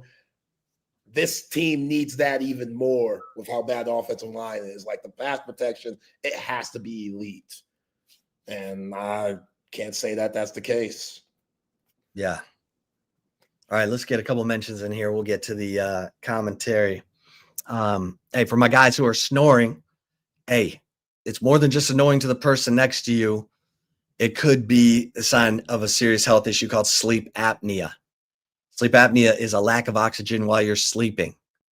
That's scary because you don't know. Like, you may wake up. If you're waking up in the middle of the night and you're not quite sure why, that's probably why. So take advantage of this incredible partnership we have with the Sleep Cycle Center in Austin. Dr. Chad Denman, he is the foremost expert on sleep apnea, and he's in Austin, and he's committed his life to treating sleep apnea because it killed his own father at the age of 60. He's determined to make sure that it never happens to you or anyone you know. And you just go to sleepcyclecenters.com. Tell them Texas Sports Unfiltered sent you. They're going to take $100 off your sleep study, and you're going to get the best technology to detect your level of sleep apnea, if you have it, and the best treatment options, including oral appliances like I have, a mouth guard that holds my lower jaw open while I sleep, so I get that deep sleep. It's take care of yourself, guys. Do yourself a favor. Go to sleepcyclecenters.com. Tell them Texas Sports Unfiltered sent you, and you'll be happy, and the person sleeping next to you will be happy. Hey, it's Monday, which means all-night happy hour at Cover 3. You got all kinds of stuff. You got a Game 7 in MLB. You've got Lions and Bucks. Baker Mayfield taking on the Lions. You got a doubleheader tonight, actually. Get over to Cover 3. If you've never been, perfect reason to go. I mean, great food, great service, high-end food without the high-end prices. But, like, if you love burgers, the Chop House Burger, Texas Monthly calls one of the best in the state of Texas. I mean, if you've never had the Chop House Burger, we got to get that corrected. How about all-night happy hour tonight at Cover 3? Cover 3 Anderson, Cover 3 Round Rock. And, of course, our man Tom McKay. When you're ready for the big screen of your dreams, surround sound, maybe a new man cave, media room, Tom McKay, audio-visual consultations. He's your guy. He's been doing it 37 years. He's put big screens and surround sound into 3 different houses for me over those 30 years. I cannot recommend him highly enough. going to bring you the best price on big screens, so you don't need to be running around town, lugging TVs in your truck, punching holes in your drywall. Just call 255-8678 and let Tom and his crew bring everything to you. It's 255-8678 or visit avconsultations.com. All right. Zay, let's get to our picks. What's your gut feel for how you did? I'm going to go 1-3, lost 3. Yeah, we both went 3-3. Yeah, that was my It was tough. Let me make sure that I'm telling you straight here. I flipped through the pages. Okay, here it is. All right. So, no, that's not right. Okay, here we go. You had USC plus 9.5. How about Notre Dame? Yeah, what? But you had OU. That's a cover. You had Georgia. They covered by a half. No way, Kirby. You had Georgia minus 7.5. Georgia won by 8. No way, Kirby. How does Vegas always know? They always know. I had Vanderbilt, and I had Arkansas to cover against A&M, but I also had USC, so that's a loss. So we both went 2-1 in our college picks. Who was my loss? USC. Oh, yeah. Yeah. And then in the NFL, we both went 1-2, which gives us a 3-3 record. I had the Raiders are awful. They're so bad. They're so bad. I thought they would They didn't score at all. They didn't score at all. I had the Giants to cover 7.5 at Denver. That was a winner. But I had the Chargers. The Colts went out to LA and beat the Chargers in those banana uniforms. Yeah, those are ugly. They need to get rid of those. Yeah, just rock the baby blues. Rock the baby blues. Maybe go to the dark navy blues every once in a while, but yeah, they were doing a lot with that. You had the Commanders. You had the Falcons. But you had the Rams. That was your winner. So, yeah, 3-3 for us. And I'm going to pick the Cleveland Cavaliers to win it all in the NBA. Whoa. What? Cleveland Cavaliers? Why? Lonzo Ball? Is that it? Did Lonzo Ball convince you? Acquiring him? I mean, they just seem to have some good mojo. No, actually, I'm going to go with the Pistons. Whoa. Okay? I'm going Pistons. Young, scrappy, long, playing defense. I'm going Pistons. World champions. All right. Now, you can change it by tomorrow because I'm giving mine tomorrow. Oh, you're giving yours tomorrow? Yeah, you can change it. I'm going to let you, you can change that. That's perfectly fair. Okay, I'm just those are some trial balloons. Yeah, try them out. See how you feel about them tomorrow. See how you feel about them tomorrow. I'll see how it feels when I wake up. All right. Now, I dig it. All right, for the chip shot today, I got to talk about my man Baker Mayfield because this dude is scaring the bleep out of me. Like, I know the Lions are at home. They're favored by 4.5, I think. And I think Baker gets Mike Evans back tonight for Monday Night Football. But Baker's in the zone, man. This reminds me when he was at Lake Travis. He's just dealing. It doesn't matter who he's got out there. I mean, the guy is really impressively accurate. He always has been. Now, Jared Goff is the most accurate quarterback in the NFL. FYI. But Baker is, I'm just hoping the Lions have enough. They got to win this game at home. I mean, Tampa Bay's played without its top 4 receivers and its top running back and still found a way to improve to 5-1 last week. I mean, Baker, maybe he's been reading his press clippings. So he comes in a little, that head's a little bit inflated. But here's my concern. The Lions secondary is a disaster. A little leaky. They're all hurt. They're all hurt. Brian Branch is suspended. Like, Brian Branch, look, Juju punked you in the game. He took a cheap shot. You can't react like that. Now you're a Pro Bowl player and you're not going to be on the field against Baker. Like, that's my biggest concern. Brian Branch is an eraser. Now Kirby Joseph's already hurt. He's going to try and play. The corners for the Lions are all hurt. Like, I got real concerns tonight. I need the offense to go off. I need Jahmyr Gibbs, Demo. I need Sonic and Knuckles to go off. I need Amon-Ra, who had a drop in his last game. Like, we talk about a drop because he didn't have a single drop last year. Not very often. So this is good stuff. I mean, this was a playoff game last year. This was a playoff game. The Lions played the Bucks in Detroit last year. So I think this is going to be an unbelievable game.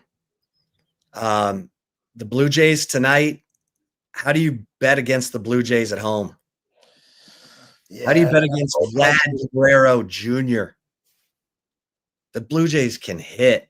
I want to see the Blue Jays against the Dodgers. I do. Damn, that's a lot of traveling, man. That's a lot of traveling and a lot of traveling. A lot of blue. Hell yeah. What's that, like 7-hour flight type stuff? Like, damn. Now, did you see Shohei the other night to close it out? Man. No one's beating the Dodgers. Nobody's beating the Dodgers. Like, what are we even talking about? Ready? Yeah, they're Mookie Betts calling them MJ and stuff. Like, dude can't speak a lick of English. His translator be gambling. They didn't care. You don't believe that for a second. Shohei was gambling. Nah, it was the translator. It wasn't Shohei. You sure? I am. Nothing happened. Are you saying that they covered it up because Shohei is that important to the game? Is that what you're saying, Chipper? Would they do that? Would they do that? They got hearts, man. They wouldn't do that. They would do the right thing. They would get rid of him, suspend him. The 2 biggest scandals in baseball: no speak Anglais. Remember? Suddenly Sammy Sosa, who speaks perfect English, is like, no speak Anglais. Oh, man. I love baseball. Just for that. Baseball's a mess. It is a mess, but I love it. You love it. Reasons. Keep him in there so he could go crazy. You see him striking out folks, going up to bat, 3 home runs. It's crazy. What a performance. Yeah. All right, let's get to the right call. Let's get it. Let's go. Before that, though, got to give a shout out to Covert BK, the best of the business. If you're trying to look for a car, if it's a crossover, a truck, you're looking for, just a 4-door, or they got sports cars too. They got a lot of things that could fit anybody's personality and let them help you out. New, pre-owned, it doesn't matter. 7 terrific brands to choose from: Ram, Jeep, GMC, Buick, Dodge, Chrysler, and Cadillac. Hey, I could speak from my own personal experience that Covert Bee Cave is the best because we are Covert Bee Cave customers ourselves. Buick Encore GX, gonna wash it later today. Wife's out of town. Take care of something, get it nice and just crisp for her when she comes back and she's ready to get in. She can could be like, oh man, baby, you did a lot. And yes, I did, because that car is worth it and she is worth it. So if you want to be like me, go over to covertbcave.com to see all the latest specials and inventory. Nobody beats a covert deal. Not now, not ever. All right, Chip. So, and no, people, I'm not going to show the porter potty video going around where the dude is doing the nasty in the porter potty at the South Carolina game. I am not showing that, even though that is a thing. Whoever was in there, y'all are the most disgusting human beings in the world. Y'all need some help more than therapy. Like, that person needs to be locked up, whoever was doing the nasty in the porter potty at the South Carolina game. That's all I'm going to say with that. In other news, Chip, Michael Jordan will have a segment throughout the new NBA season on NBC. If you don't know, NBC and Peacock are taking over for NBA games this year, and so is Amazon Prime. But MJ, he will have a segment called MJ's Insights to Excellence. The first installment will be on Tuesday during the halftime of the Rockets Thunder game. So, yeah, MJ, I guess, will just be like chopping it up, talking about who knows what, obviously the game, but I haven't really heard Michael Jordan talk about the game with other players. And I'm very eager to see if he's old man, get off my lawn guy, or if he's one of those that understands that this era is different and they play an exciting game also. And if he's about that life too, because you know how Charles Barkley and Shaq be acting.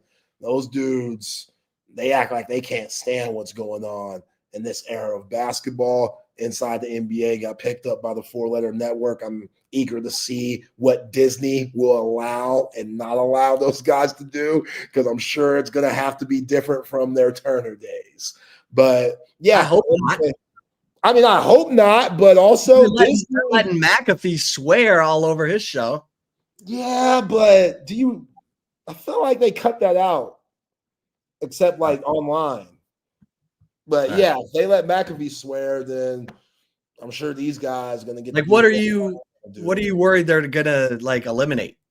I don't know. It's just Disney. Like, can Charles Barkley talk about the fat women in San Antonio still? You know, I feel like Disney would have an issue with that. You can't. I mean, if you try to change that show, everyone's going to be like, it's not the same. They bought it for a reason. They didn't have to do that. They could have went a different route. Right. All those guys agreed. Like Ernie, Kenny, Shaq, Chuck, they all agreed to keep it going. Charles said he doesn't have many years left. So we'll see. It's going to be interesting for sure. Did he say he doesn't have many years left because he's tired of the travel or something, or what? He wants to retire? I think he just wants to retire. Yeah. Yeah. And I think if Turner would have kept the show, I think he would have stayed. But I want to say the only reason why he's going to ESPN is because he loves Ernie and Shaq and Kenny, and he feels like he owes it to them to keep the show going. But we'll see.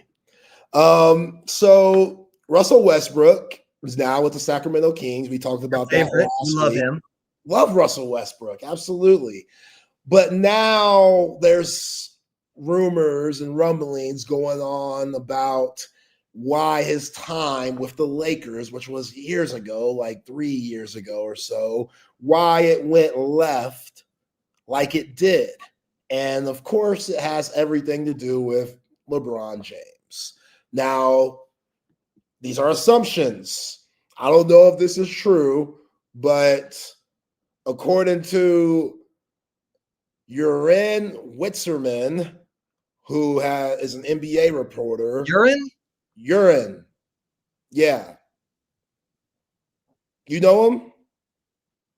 No. Okay. Is this a real person? This is a real person.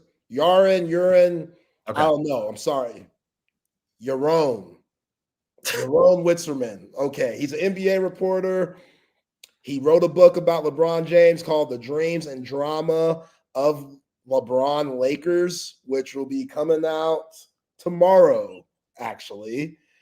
And I think in the book, he talks about Russell Westbrook and why it went left with LeBron James, where Russell is talking about how fake LeBron is.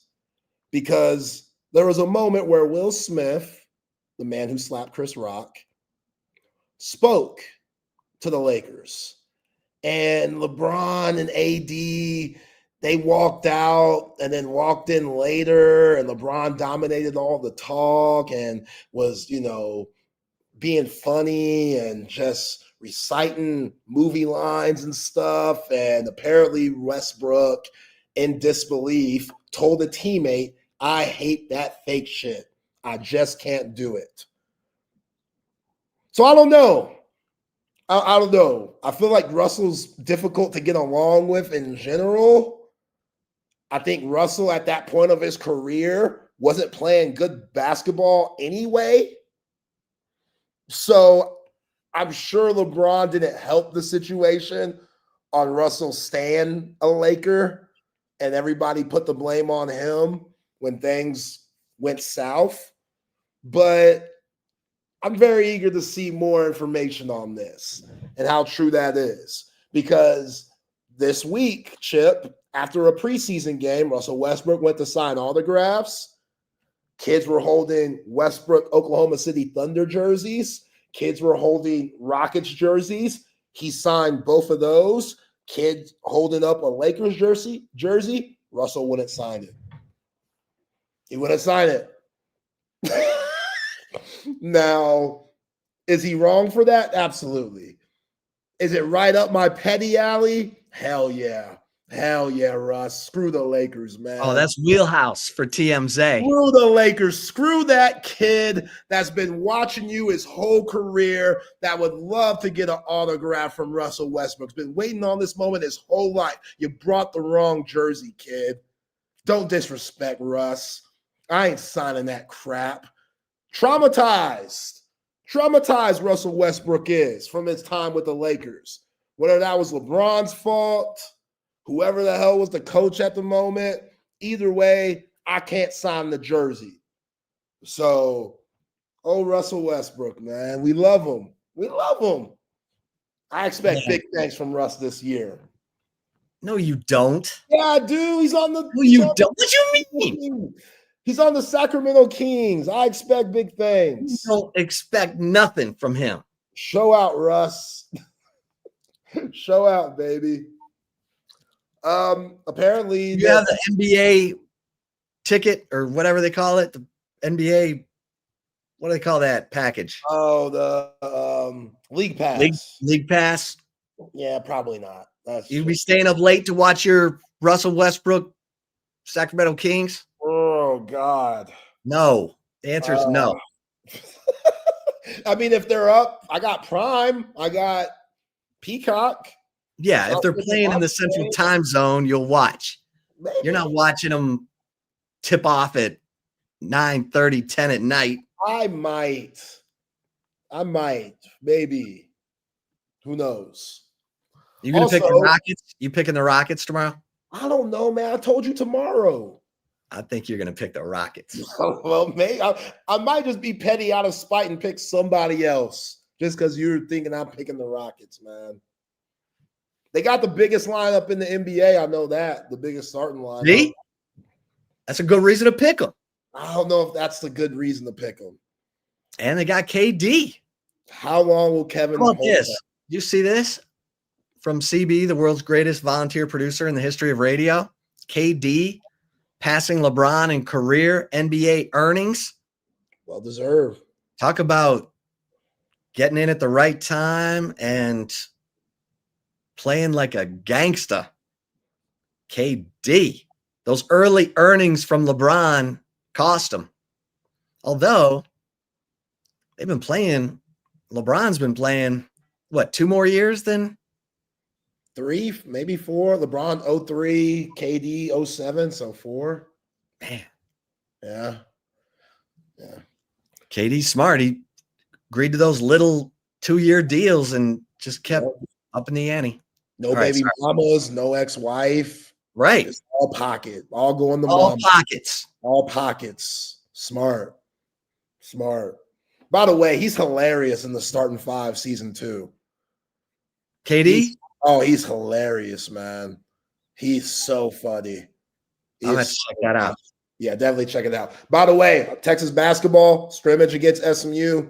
They won 89-83. Kendall Weaver, 22 points. Let's go. So, yeah. Let's go. Now, it's just a scrimmage. I don't know how good your Mustangs are in basketball. I don't know who played, really. All I heard was Kendall Weaver, 22 points, and Texas won. And it was at Texas practice facility. How about SMU beating Clemson? Big. All right. We'll talk about that tomorrow. Yeah, we'll talk about it tomorrow. Let's open up the gym. Bring in Patrick and Matt. What's up, fellas? What's going on, guys? Oh, looking for some offense. Yeah, aren't we all? Chip, trying to find that offense somewhere. It's almost like if you have a bad offensive line, your season's kind of screwed from the beginning. That's certainly part of it. Also, coach him up.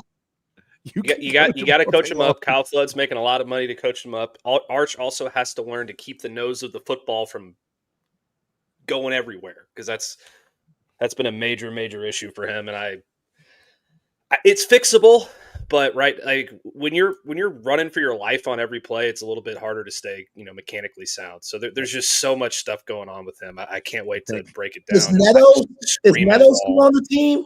Yeah, he was on the travel squad. He I don't know why he was on the travel squad. Might as well just leave him at home at this point. He was there. We had to bring somebody. With Connor Stroh and Cole Hudson out, you had to bring somebody. Jaden Chapman was there. All right, we'll let y'all break it down. See you tomorrow. Appreciate you guys. We'll see y'all tomorrow. Welcome into Open Gym here on Texas Sports Unfiltered. Myself, Patrick Davis, alongside Matt Galatzan of Texas Longhorns on SI. And, of course, you, the third member of Open Gym.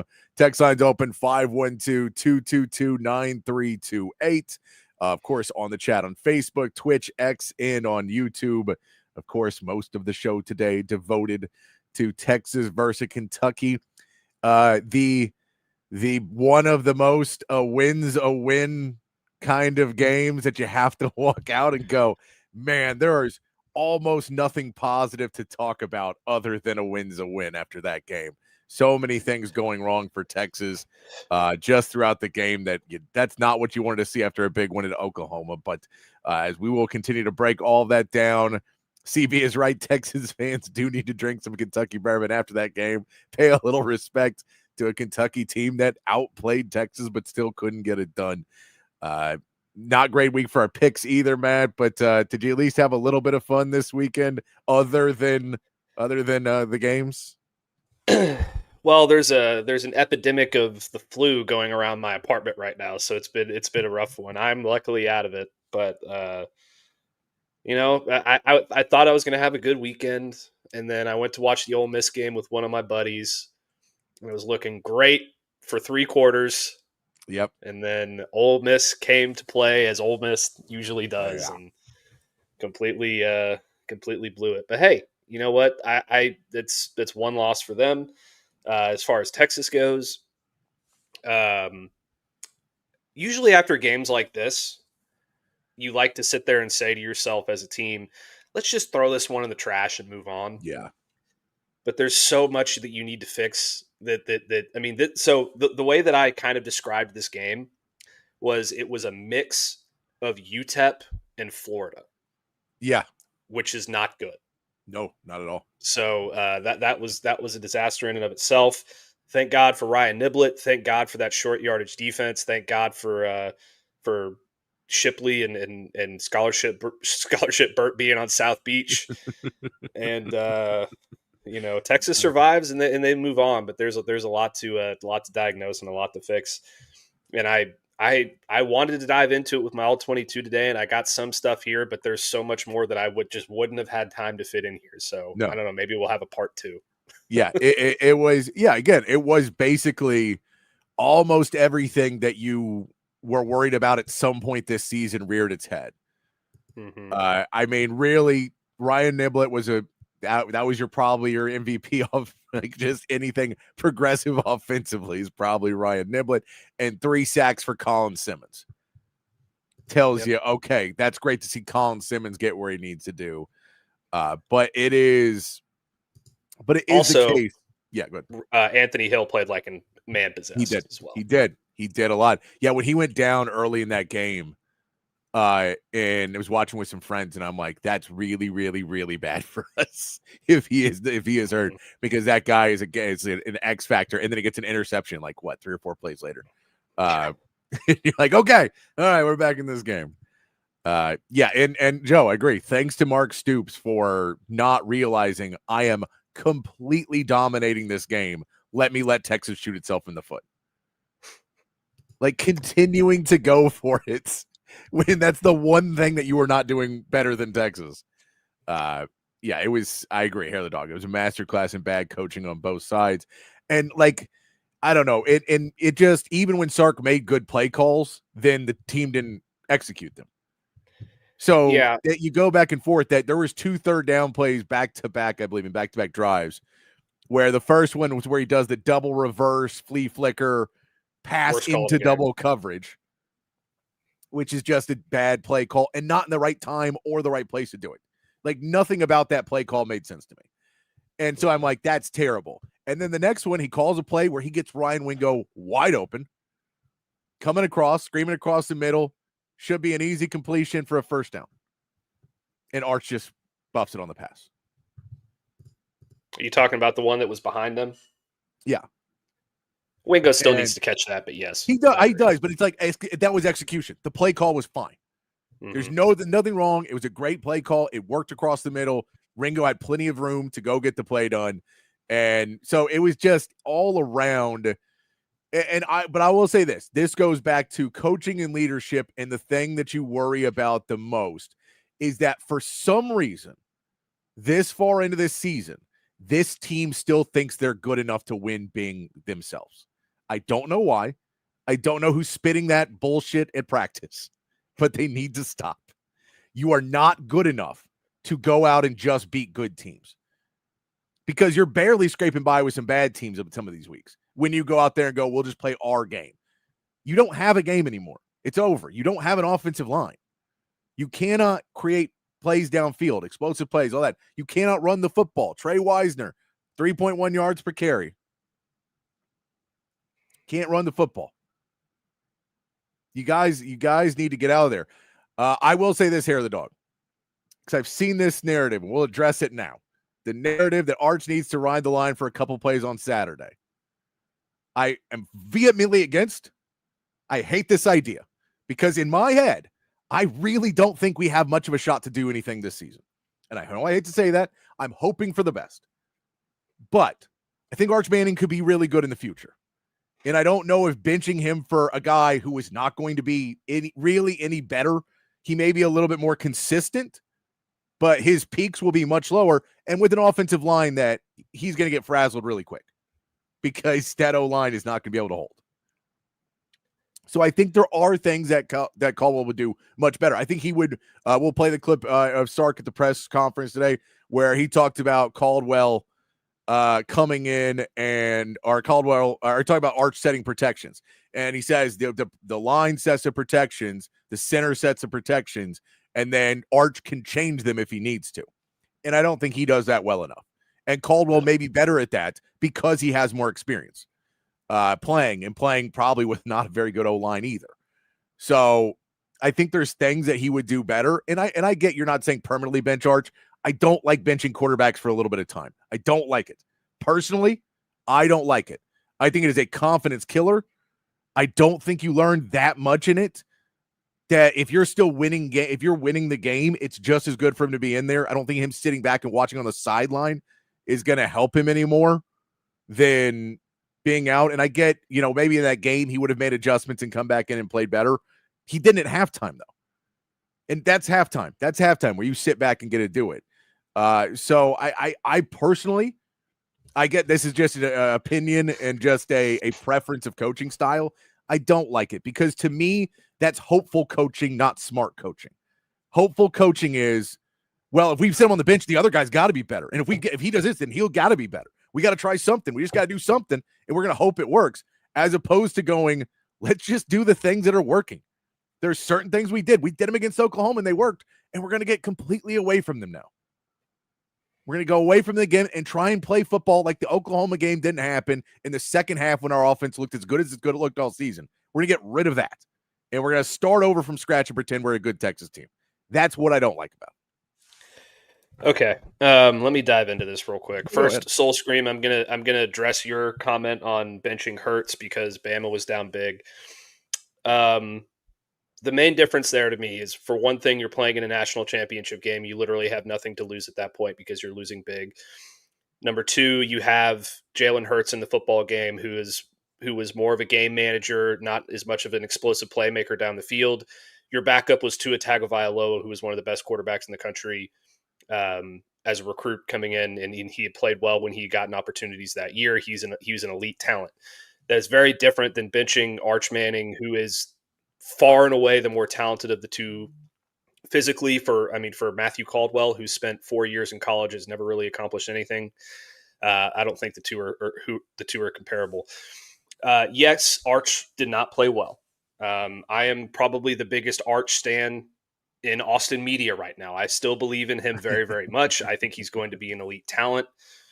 I think he's going to be very good. He still has a lot to learn. He still has a lot to clean up in his mechanics.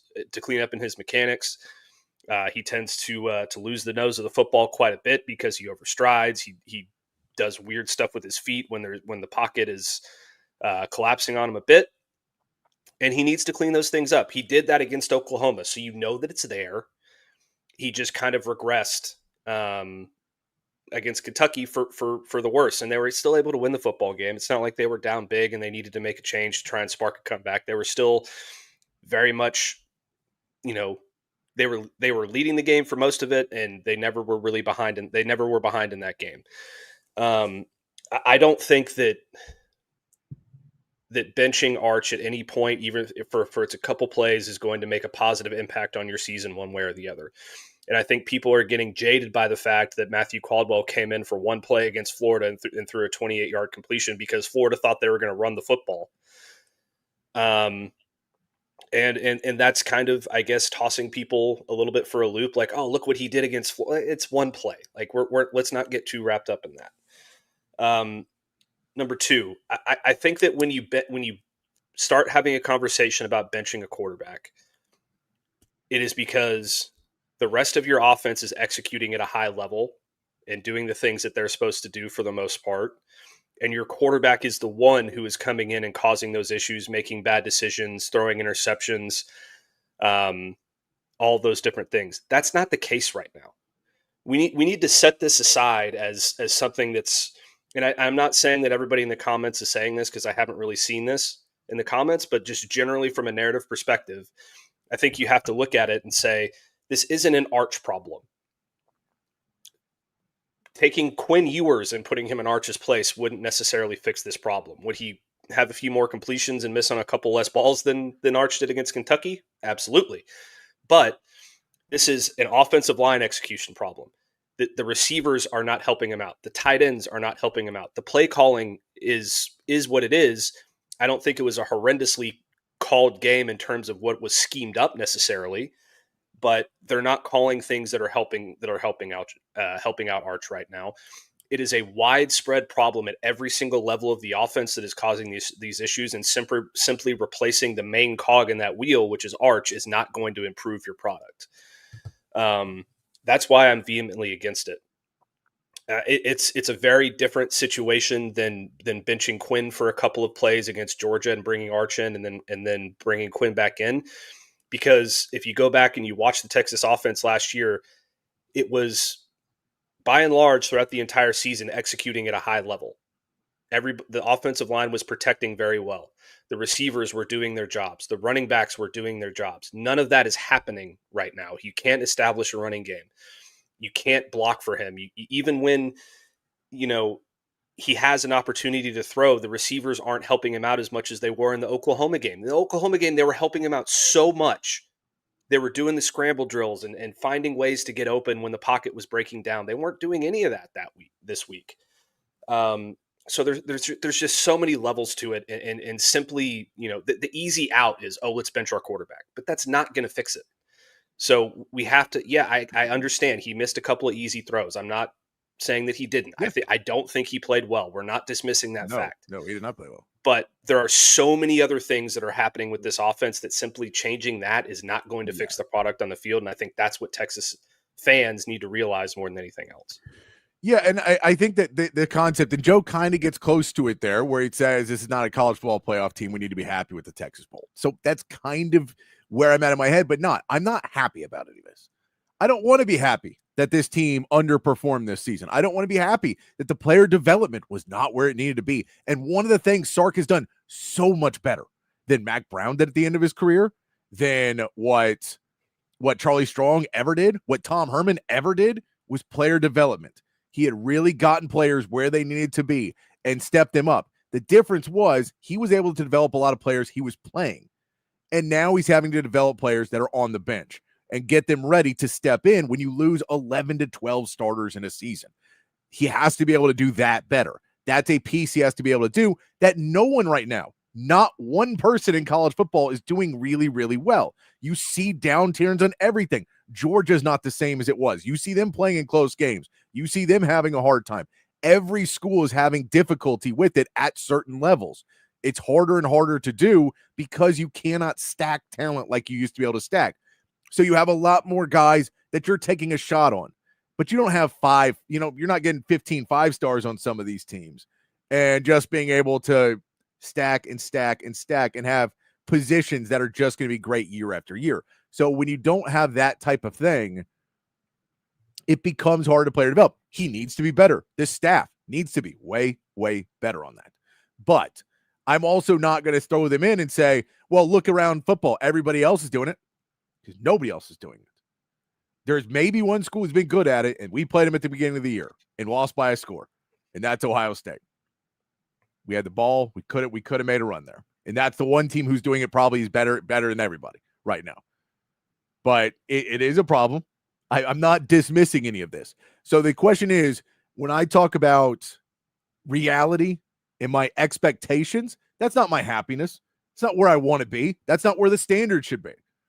But I'm also not going to pretend that this is the NFL and we can go make a trade, or we can go fire our coach and we'll all of a sudden turn. None of those things are real either. So we have to figure out how we can win this season without leveraging next season, without trying to dismantle and throw away the production and the time that Arch will get to play this season and learn from his mistakes and have an offseason to try and rebuild. We have to learn how to get these guys to be better leaders, because once again, they showed up, I believe Chan said this on the line, they showed up flaccid to another game. They need to go have their blue chew, take their hymns or whatever else before this game to be a little bit more pumped up for these games, because they walk in like they're hot shit over and over again. And then they come in and go, we don't need to be, we're just going to play football. And they're just not good enough to do that right now. You do have to use energy. You do have to use power. You saw in the Oklahoma game when they got pissed off and got in there and played, they played such better football. And they're just not doing that in some of these games they should be able to roll over guys in. They didn't do it against Florida, and they got beat. And so I think there's parts of this for Texas that we have to figure out where they need to go and where they need to grow as well. And we'll get into talking some and some of the press conference about Sark and his play calling and how disappointing it was that I thought he had turned somewhat of a corner in the second half of the OU game and started to figure out ways to make it not as exciting. Because again, a lot of times, bench Arch, fire Sark, those are exciting big news items to fix your team for the time being. It's not really what Texas needs.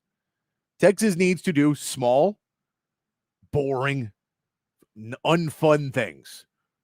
Get the ball out quick, find a little zone run game, run the ball a bunch, not try and win big, try and just stay on schedule, just play mean, dumb football.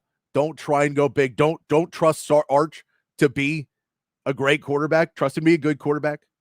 Not great. Not trust him to not turn the ball over, but understand you're going to have to get him passes where maybe he's not trying to hit guys that he does not had a connection with all season long in stride.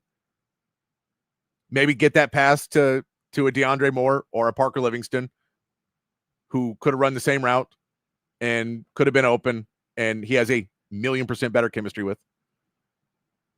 I think that those are pieces. I want to get Ryan Wingo involved too, and I want to get Jack Indries involved too. I really, really do. It does not feel like those things are going to happen at a 6:00 game on the road when you're starting off. And once you see it's not there, you have to make those adjustments quicker. And that's where I think Sark needs to grow. I'll say this of why I think that Sark will not hand over play calling duties anytime soon. One of the big reasons that's not talked about as much, whether this is he should or he shouldn't. Sark is a very, very, very big proponent of consistency in the game plan and messaging. Very big. And when you hire an offensive coordinator, there's two things that can happen. One, you hire a bad one and you fire him within 2 years. Or you hire a good one and he is gone within 2 years. You will never, once you hire a play caller, never have an offensive play caller longer than 2 years ever again in the Sark tenure. So the play callers will consistently change. That's maybe where you need to go, but you're going one way or the other, because if you don't want Sark doing it anymore, you're either hiring somebody else you want to get rid of, or you're hiring somebody someone else is going to want to take. And that's kind of the two ways about hiring somebody. And I think Sark looks at that and goes, I don't want to be constantly hiring a new play caller. I'd rather just do it myself. I still think I can do it well. And I think he can too. Okay. I completely agree with you, Patrick. I think that that's exactly the right analysis of the situation in terms of one of the reasons that Sark will never give up play calling is it is the consistency. The idea that Sark should step down is I think the most ridiculous comment that I've seen in this chat in quite some time. You just played in 2 college football playoff semifinals. You have multiple. You played in multiple conference championships. You've got 25 wins over the previous 2 years. Stop it. Just stop it. It's a down year. It happens. Michigan went 7-5 after winning a national championship. Stuff like this happens. It's a situation where Texas derangement syndrome is starting to take over once again. And I totally understand it. It's you expect to win a national championship. Everybody's saying you're going to be number one and cruise your way to a national title because nobody else can hang with you. And then you come out and you have a bad year, and that's fine. But asking a guy, like pushing for a guy to step down because he's sitting here at 5-2 and he's got 1 loss in the SEC, it's blasphemous, as Stephen A. Smith would say. It's stupid. It's moronic. It's a waste of brain. It's a waste of brain waves. I wouldn't quote Stephen A. Smith when you're trying to make a good point, but go. Well, I'm just saying it's stupid, and I won't entertain it, and I'm not ever going to sit on here and say Sark needs to be fired unless he comes out and goes 4-8 3 years in a row. That's never going to happen. While I'm sitting on this panel and on this radio show, so we're not going to talk about Sark being fired. It's a stupid concept. That being said, in regards to the play calling, I completely agree with Patrick with his idea of consistency. I think it's absolutely the right message. But let's also not forget, and you're right, CB, Sark just won his 30th game in 2.5 years. Not a lot of coaches have done that. In terms of him handing over the play calling, do we really need to go back very far to understand why Sark is the play caller of this football team? Does he make mistakes as a play caller? Yeah, everybody does. Everybody does. It's just because he's the head coach doesn't mean he's void of making mistakes. He took responsibility for not having a good game plan going into this week. But he is one of the best play callers in college football, if not the best offensive mind in college football. I think that his problem is that, and Patrick has said this a couple times this year, he is coaching with the idea that he has a certain level of player on his football team and certain players who are capable of executing at a certain level, and they're not doing it. And what he has not done is dialed things back a bit to account for those players not being able to execute properly and make his game plan more conservative and easier to execute. And that's on him. And he admitted as much today. but bringing in, like, okay, what do you want to do? You want to go pay Will Stein from Oregon $3 million to come in here and stay for a year or 2 years and then get hired as the head coach at Mississippi State?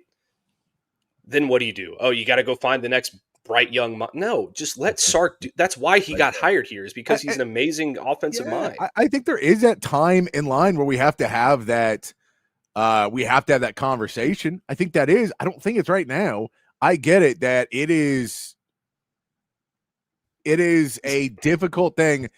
It's a difficult thing that he makes mistakes in there. He calls a lot of plays that are not working because of execution, where when you go back and watch the film, you can see where people miss assignments.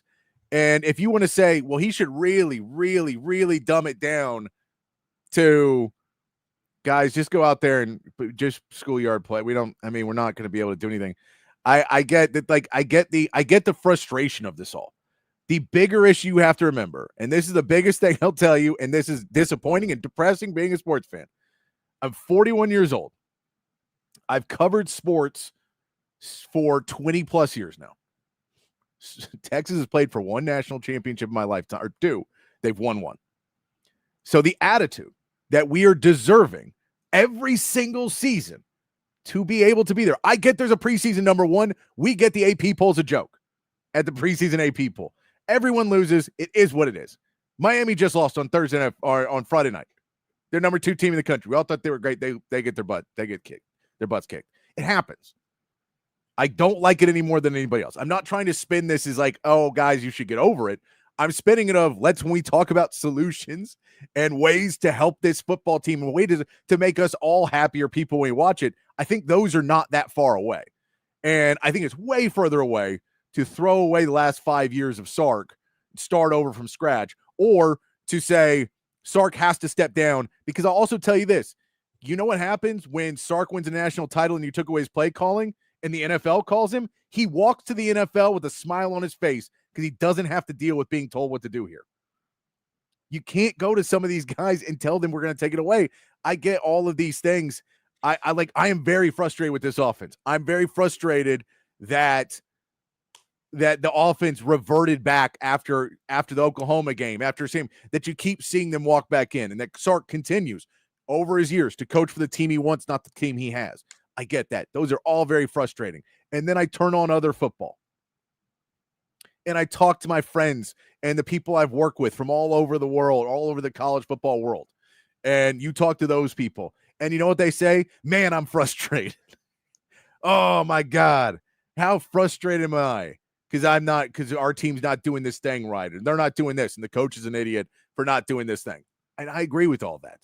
I think that Sark went into this season too much on the same thing we were all on, that this was a national championship team that was a year away last season. And that's somewhat true. The problem was we were a year away with the players that were on last team. So you have to speed up that development because you cannot be a year late. So it turns out last year we were not a year away. We were a year late. We should have been a better team than we were last season. And the players weren't quite where they needed to be. We didn't get quite that right transfer at the right time to get to where we needed. Maybe the CJ Baxter injury last season takes us out of it. Maybe it's that. And that was the team last year to do it. But he went into this thinking that he had the leadership on this team ready to go to be able to get him through the offseason and prep through the offseason properly. He thought he had the leadership on this team, that he stepped away because he did have that leadership a couple years ago. And he had it too. He had it last year. But this year, that leadership hasn't developed yet because there were so many other leaders in that locker room that have went on to the NFL. And all of those things were just misjudgments by Sark. I believe he can grow as a coach, and I believe that he can continue to push and create the new things. Am I still upset about the game? Yes. Am I upset about all those other pieces? Is it acceptable? No, but it's reality. And at a certain point, it's not reality to start saying we should fire our coaches every time they don't get a full succession, because then you just put yourself back into what if we take away Sark's play calling and we hire somebody worse, which is a really good chance to happen. Almost a certainty. Then what? we just fire that guy and we go to the next guy? And when does Sarks lose his job because he can't hire an OC? He said, well, I didn't want to hire an OC. I wanted to make the play calls. You made me hire one, and now you're blaming me for something I didn't want to do. All of those things are realities of what could happen as well. I get the optimism. I love it. I hate that we were ranked number 1 to start the season, and this is how it went. But okay, I'm right there with you. What I'm about to say is no reflection of you, Patrick. I want to say that before I say this. I'm about to punch a hole through my computer screen right now. I know. And the reason is because people are still fundamentally misunderstanding the issues with this football team on offense. Yeah. Patrick and I have been talking about it this whole time. Did Sark call a fantastic game against Kentucky? No. I thought that was one of the worst game plans that I've seen from Sark in his tenure. It's one game. He also called a great second half against Oklahoma that won them the football game. Let's not forget that. But, like, Naman, I love you, buddy, but I completely disagree with your comment, and I'm not saying I want to punch my screen at you. I'm just saying this is just a comment that exemplifies my fact. You say less talented teams are doing more with less equipped offensive coordinators. That's the number one problem. No, that is not the number one problem. The number one problem is that none of the facets of this offense are working correctly. And whether Steve Sarkisian or Will Stein or Bobby Petrino or Bill Walsh are calling the plays for this offense, Kyle Shanahan, none of it matters because you can't protect your quarterback. You can't create running lanes for your running backs. Your receivers aren't blocking downfield. Your receivers aren't helping out your quarterback. And your quarterback is, rightfully so, very frazzled right now because he just got absolutely bitch slapped against Florida, still played a hell of a football game, was running for his life against Oklahoma, still played a hell of a football game. And then now he's basically feeling these pressures coming before they even get there, and it's hurrying him up because he has no faith that his offensive line is going to keep him upright. And yeah, that's going to cause issues with your footwork. That's going to cause issues with you losing the nose of the football, and your ball's going to veer off its path because of it. All of those things play a role in what's happening here. I mean, Arch dropped back 32 times. He got pressured 15 times. Did you see him walking off of the field after Mason Shipley hit that field goal? The entire left side of his neck is battered and bruised. He's bleeding from his elbow. Like it's absolutely absurd to think that somebody else calling the plays is going to magically fix what's wrong with this offense. Yeah. That has nothing to do with it. Nothing to do with it. And Naman, again, I'm not trying to say you're wrong because a lot of these are our opinions, and we can't fix a team overnight either. I think, Naman, you and I can both agree on this, though.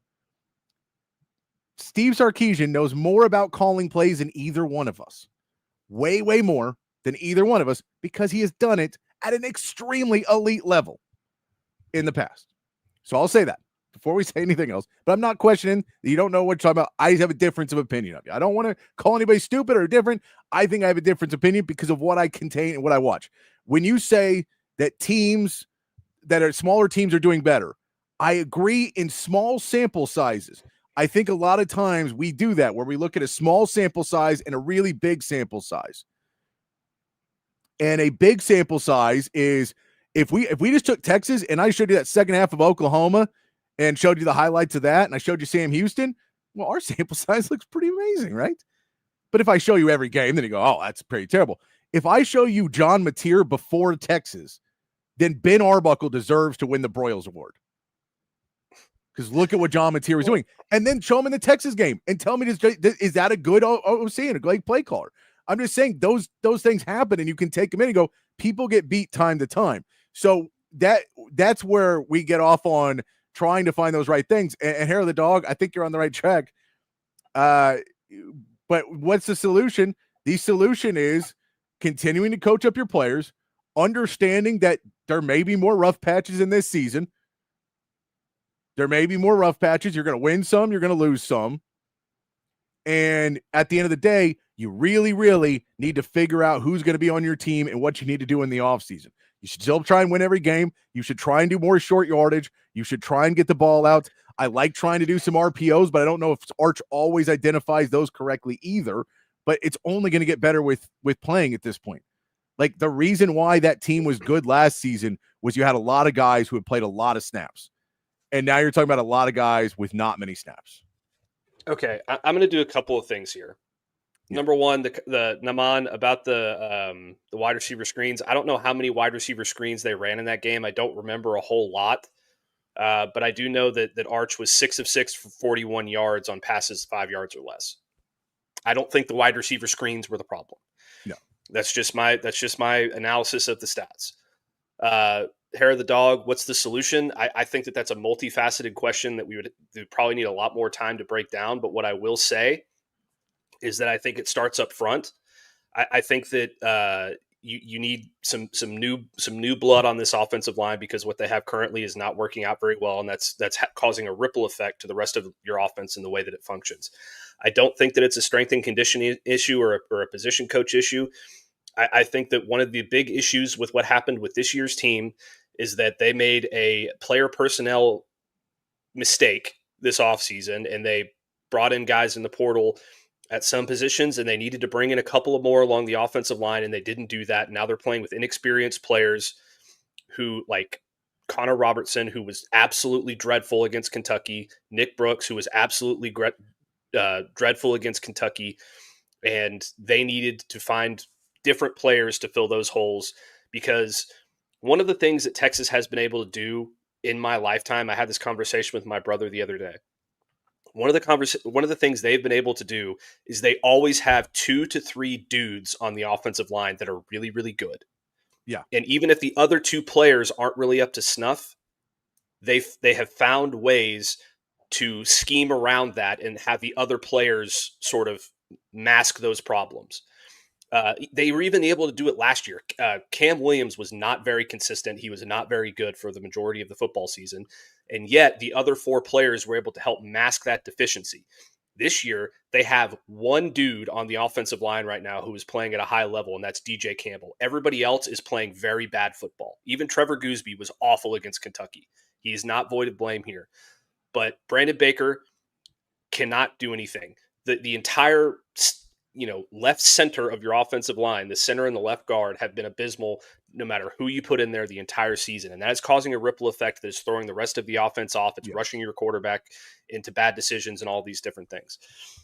The other thing that I want to say, and I'm going to try to bring up a couple of screenshots here. So if it screws things up, Patrick, I'm sorry in advance. No, you're good. But when it comes to people wanting to bench Arch Manning, and he's not consistent, he's not good, we need to make a change. There's a quarterback, and I'm not going to tell you his name yet, but there's a quarterback who had similar struggles. Okay? This is his first year as a starter. Look at some of these numbers. 11 of 24 for 140 yards, no touchdowns. 15 of 34, 249, 1 touchdown, no picks. 19 of 34, 192, 2 interceptions. 15 of 30, 200 yards. 18 of 35, 51.4 completion percentage, 184 yards, an interception. That's not very good, is it? Okay, let's bring up the next guy, or the next season.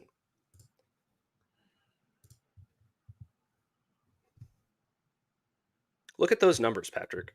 This is the same quarterback. You know what I really like? That left, the far left. 15-0, 76.3% completions, 5,671 yards, 60 touchdowns, 6 interceptions, 10.8 yards per attempt. Who's that quarterback, Patrick? Oh, I mean, Jay, you're going to have to tell me, Matt. It's Joe Burrow. Joe Burrow was horrendous his first year as a starter at LSU. You know what they did? They let him play through it. They let him learn. They let him develop. They brought better players in around him, offensive line, receivers. Look what happens the next year when he's able to take an entire step forward with a full season of development, second season as a starter in that offense, great play caller, talented players around him. He balls out and has the best season in college football history. I'm not saying that Arch is going to be Joe Burrow by any stretch of the imagination. That would almost be impossible. He had the best single season in the history of college football. But if you let a guy play through it and learn and develop chemistry with those players, bring good players in around him, protect him, he can have a national championship caliber year. And if you take that away from him, if you bench him for a guy who's going to be gone in a year because he's been a very mid quarterback for his entire career until he got to Texas, none of that's going to happen. You're going to throw it out the window. So do you really want to risk that for Matthew Caldwell? I wouldn't. Thank you, CB, for bringing some levity in there. Appreciate you. And Naman, I get where you're at there. I mean, I don't know that anything that you do at practice is like I'm sure that they're trying to do the things that Florida and Kentucky were going to do against them in practice. And I think that just the reality of the situation is that it's different when you do it in practice than when you're in a game atmosphere. Well, here's the thing is when you do it in practice, the coaches can walk out on the field and go, hey, you missed that protection. Yeah. And in the game, they can't do that. So you just missed the protection. But in practice, you're probably not going to they can't kill your quarterback. They're not allowed to kill your quarterback in practice. And in the game, they will try to.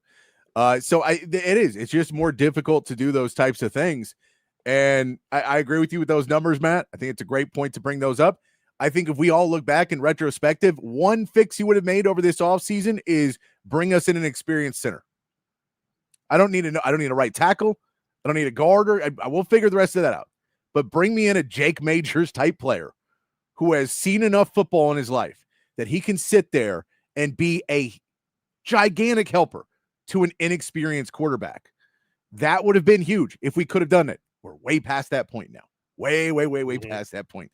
So now I think in the offseason they know we should probably go out and try and get an experienced center because that's going to help us out a ton. No, and like the left guard and everything, because I mean, there's different worlds, but we saw the difference of between Cole Hudson and Connor Robertson. We saw that difference of picking protections this week.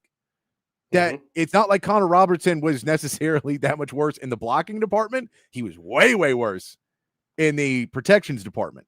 And when he was worse in the protections, it made Trevor Gooseby worse. It made Nick Brooks worse. It made DJ Campbell worse. It made Brandon Baker worse. Because now none of them are getting the right assignments because the center is supposed to be the one to make those things. And DJ Campbell is not going to be the guy to help him out. We've seen that already. Nick Brooks is a couple games in. He ain't going to be able to help him out. So where do you have that center with that thing? And right now you're going, Cole Hudson doesn't know how to play the position of center, but he at least knows football well enough that he's making some of the right protections reads. And so it helped you out a little bit more, especially in short yardage stuff. Where there's a play that Sark got asked about today where Arch gets a pass out in 2 seconds, basically, before he gets his head taken off. And it's a good pass and everything. By the way. And you know what that is? He still a great play, still got it done. Shouldn't have been a shot on him. There should have been a protection call in that. And either Robertson or Arch should have seen it and go, hey, let's give me 3 seconds, guys. And that's kind of been a huge issue throughout this season that you don't have Jake Majors, who was really good at that and made everyone else on that offensive line look better because he was picking up better protections. So you'd like to fix that. Extremely hard to fix in season. You know what else is the difference there too? Jake Majors was really good at that. Excellent at that. You know who else was really good at that? Quinn Ewers. Yeah. You know who's an experience doing that? By the way, Quinn Ewers wasn't good at it his first year either. No, he got better at it. It's something that you learn, that you develop as a quarterback by playing the position over and over and over again. And this is a little bit off topic in terms of what the issues are, in a little bit more of a sunshine and rainbows view on everything. So it's my job as part of this, part of this network to bring a little, lighthearted perspective to this. This result is not historically odd for Texas. Number one, the 5 post-Oklahoma results under Steve Sarkisian, they lost 32-24 to Oklahoma State in 2021. They barely beat Iowa State in 2022 on the road. 24-21. They barely beat Houston on the road in 2023, 34-20 or 31-24. They lost to Georgia 30-15 in 2024, and they barely beat Kentucky in overtime in 2025, 16-13. So post Oklahoma, Texas under Sark has historically played bad. Yes, That is something to consider. it is. You don't like to see a regression in terms of the things that they did well against Oklahoma, but it is what it is. It's just the way that they've played football. So, hey, maybe if you're gambling in the future and Texas is coming off Oklahoma, pick against them to cover. Just probably do that. I will say, and they actually on the Stampede, Mac Brown and Bob Ballou were talking about that same thing. And Mac said he separated his, and CB's right. I think he's 15-1. Mac Brown was. I don't know about the covering, but 15-1 after OU. But what he said was we separated the season into two halves, and OU was always the end of the first half, and then you had the rest of the season. But we basically said, all right, we're done with that now. Put that away. This is a whole new beginning. Sark does it in three or four, right? I can't remember. But he does it. It's like the beginning of SEC play, and then it's the bye week. So this is not a new era or anything else. And maybe that needs to change for how he does it. Yeah. Because I agree with you. His numbers not. Mac was really, really good about it. No hair of the dog. Way too early for the Jerry Jones hour. And Bear, again, I agree with you. A win is a win because you walked out of that and you went, holy crap. They had 26-8 in first downs. They had 395 total yards to 179. And we won. And we won somehow. Yeah. It does not make sense. They only had one turnover too.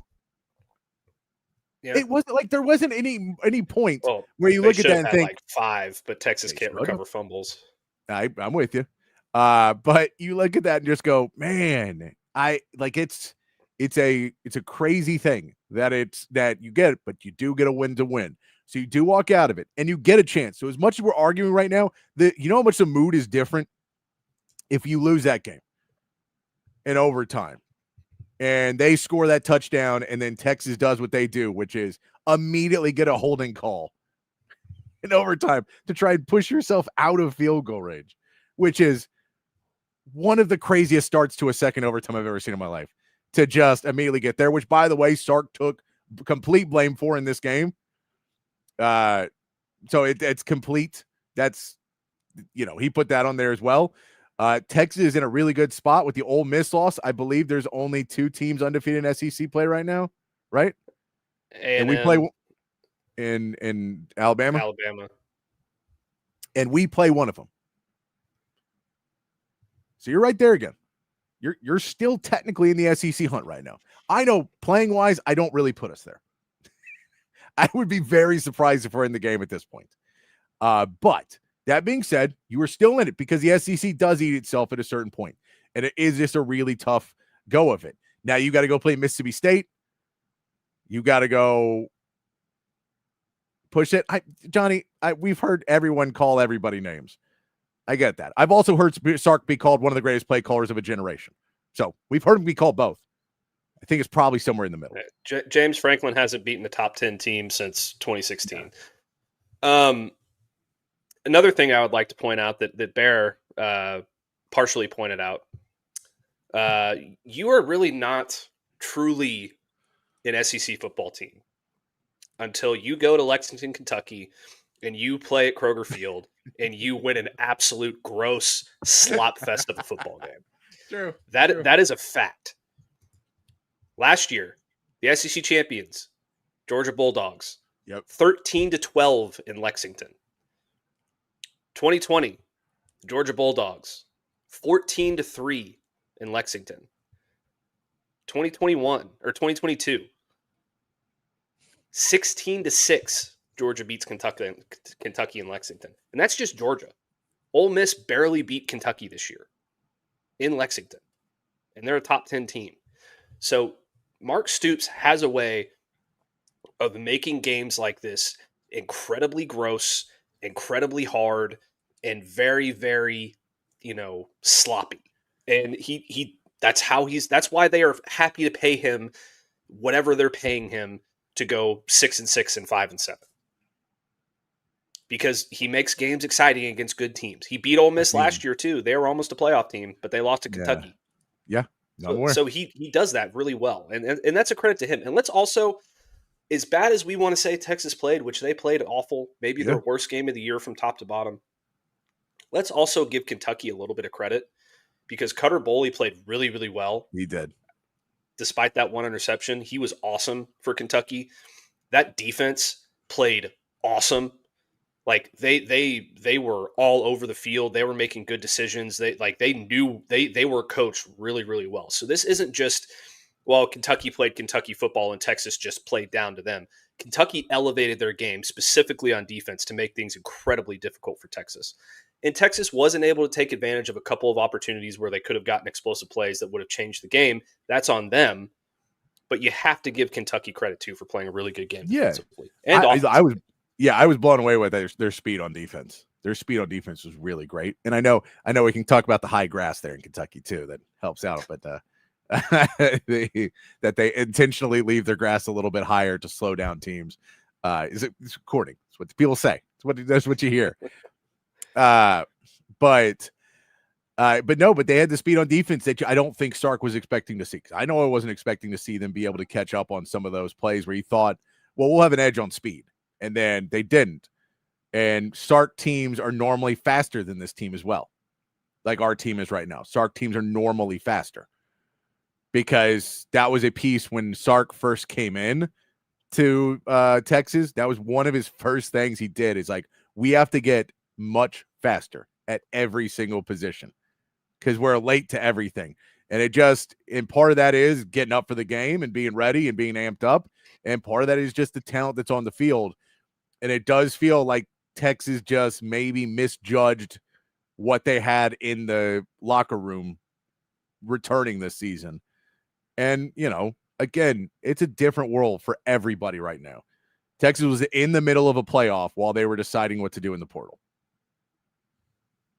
That probably has something to do with this roster construction. So it's the system is designed to not have dynasties anymore. That's what it's designed for right now. Whether they want it to be that way or not, that's what it's designed to do. And you're seeing the repercussions right now is that everyone's on edge because there's just not the same amount of experience and talent there was last year. And Kentucky is a benefit of a team that, isn't losing a ton of players to the draft every year. So they're able to have some guys a little bit more experience and come out there and play good football. So it is, there's just so many factors of why this Texas team ended up underperforming for the fourth, fifth time this season, really underperforming on the offensive end of the football. I think, again, defensively, the game plan was kind of stilted into that they weren't as aggressive as the OU game. They were more aggressive than they had been, but still a little bit not aggressive as they should have been, trying to win in there to let them get the running game they wanted to get going. Seth McGowan had a really good game. I'll give him credit as a guy who was as advertised of a little bowling ball, just trying to go downhill. It wasn't like he killed you, but he picked up first downs and he kept them on track. And that's all they were trying to do. And so for Texas, that's where you want to be able to get going is you just have to start to be able to get back on track. And at the end of the day, if you're getting 47 yards rushing, I don't care what the passing number is. I genuinely really don't for the most part. Because I can tell you if it's 47 yards rushing, the passing numbers are probably not great. Because the only time you get 47 yards rushing and the passing numbers are great is when you play a group of four school or a Division II. You just don't do that against SEC competition. Yeah. You got to control the clock. You got to give your defense breaks. Yeah. And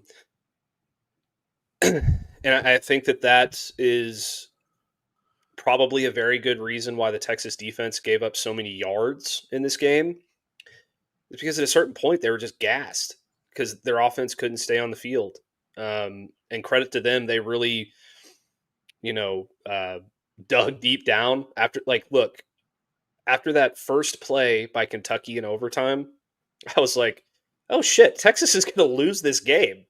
Yeah. Because I don't have any faith in them scoring a touchdown on their next possession. And then the Texas defense really picked themselves up by their bootstraps and got the goal line stand. So you got to give credit to them. And the special teams, that's the best special teams we've seen out of Texas in a long time. 2 huge punt returns. Yeah. Mason Shipley hitting the field goals. Jack Bowmeister was launching it all day. The coverage was really good. One thing I would like to see out of the Texas team this week, though, in practice, fumble drills. Fall on the football. It's unbelievable. It's the weirdest thing. There was like 4 footballs on the ground in that game. And they couldn't fall on any of them. I know. No, and that's, I mean, there is, though, it's the way the ball bounces is what they say sometimes too. And it's just like the ball has not bounced Texas way a lot this season. Yeah. And look, I get that Anthony Hill wants to pick it up and run to make a play, but just fall on it. Like until you're falling on the football consistently, let's not try and make more of it than it is. No, and Naman, I get that. But again, if you were basing this off of we should be as good as Ohio, Texas, again, Naman, I don't know how old are you? Unless you were born in 1968 or before, Texas has never been that dynasty. We have to stop pretending as if all of a sudden we're going to do it in a world where there's no dynasties. And Ohio State's doing that too. You know why? Because the Big Ten sucks. So they can do that. They played really good. They're a good football team. And they don't have to play enough hard football games because the Big Ten is full of garbage. That's why they can do that. If they played in the SEC, they'd already have at least a loss. Don't say they had 2. Say they have at least a loss in the SEC because they have to play some real teams. But Big Ten sucks. It does suck. But Nebraska losing, Penn State's garbage, Oregon can't win the games. No one's winning. Like no one is dominating in the Big Ten. It's like it's Ohio State, so they can go in there and do that. So I get it. I get that there's one team that has so far this season shown that you can win a national championship and come back with some new people and do it. One. And if you were going to hold the expectation that Texas should be the greatest football program in the game, and otherwise it is a failure of a season, you will be upset, Naman, your life will be very, very rough for the entire rest of it. Hey, that's all I'm saying. I love your attitude. I love the positivity. The standard is the standard. The standard is not, though, we have to be number 1 from beginning to end every single season because that's just unrealistic. And I know you're not saying that, Naman. I'm going after you because we're passionate and we're also projecting everything else we hear on Twitter and everything else we hear on Facebook and people texting us or our friends asking us dumb questions. All of that is being projected somewhat on this chat. So we're not trying to, we appreciate you hanging out with us, not trying to take shots at anybody. And there has to be high expectations. I agree. There has to be realistic expectations, though. And once we saw the Ohio State game, once we saw some of those pieces, my expectations changed. As I think most people's did. And you went, okay, we have to start making adjustments. There's nothing you can do to change a roster once the season starts. That's your roster.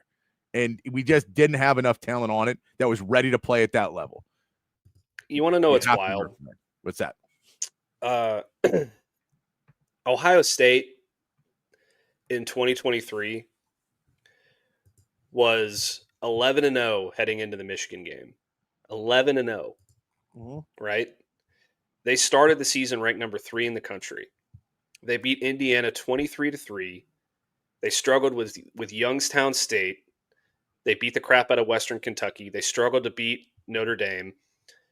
They had a tough game against Maryland. They pulled away at the end. They beat the crap out of Purdue. They struggled to beat Penn State. They struggled to beat Wisconsin. They struggled to beat Rutgers. They struggled to beat or then they won their next 2 games pretty well. And then they lost to Michigan. They were 11-0, and they lost to Michigan. People were calling for Ryan Day's head. That's true. It's true. Like, sometimes there's just struggles, guys. And the year before that, they had C.J. Stroud, and they were in the college football playoff, and they almost won a national title. Then they came out, and they weren't the same team offensively. Yeah. You know what happened the next year? They hammered the portal.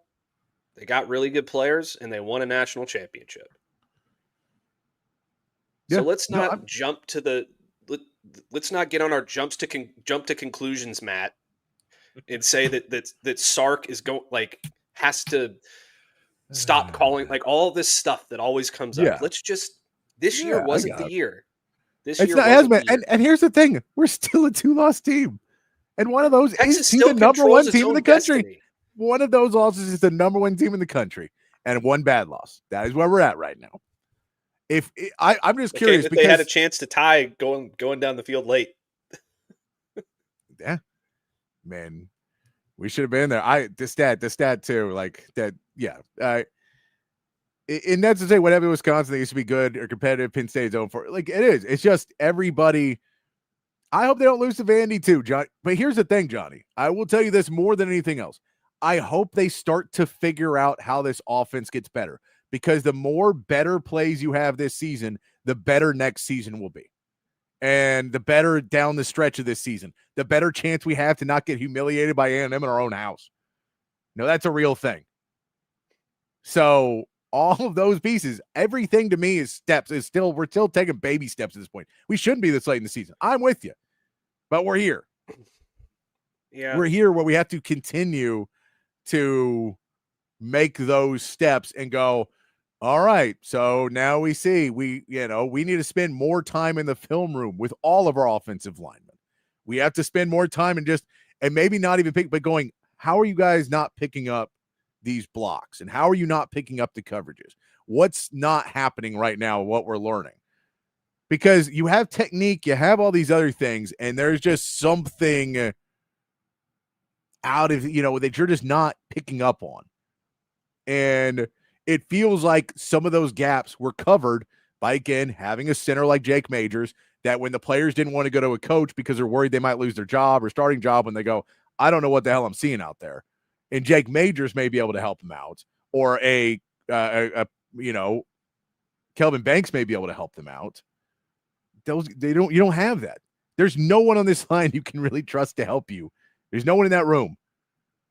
And when you're in the QB room, and Archin and Quinn could have conversations last year, you have Matthew Caldwell, but that's kind of it, where you can have those conversations. There's just a little bit lack of that leadership right now within the program. And it'll build back up. It'll be another learning lesson. But this is, I think, the biggest point for all of this too is, man, I've covered this team for long enough of Tom Herman and Charlie Strong and all that right now, I'd much rather be having these silly arguments than real ones of like, our program's in a bad place and we got to figure something out. We're not. It's just not the best season in the world. Like, that's the reality of it. So there is a world where we should be trying to get there. But the only reason we believe that is because the guy that you're mad at, Sark, is the reason that we believe we should be a playoff team every year. And now that he has created that expectation, he needs to be fired for not fulfilling his own expectation that we did not have 3 years ago or 4 or 5 years ago before he got here. So those are the types of pieces that they haven't had since the college football playoff began. Yeah. So, and look, Johnny, I'm disappointed too. I think everybody, I think everybody's a little disappointed with the way this offense is playing. But I would challenge anybody: go find me an offense that was one of the best in the country the year before, and then rip 10 starters off of that football team. All of them, 10 of them. Running back's the only one you get to keep, and he's a backup. Start a new quarterback and tell me you're going to have the same product or a better product. Bet you can't do it. No. And if you can, more power to you.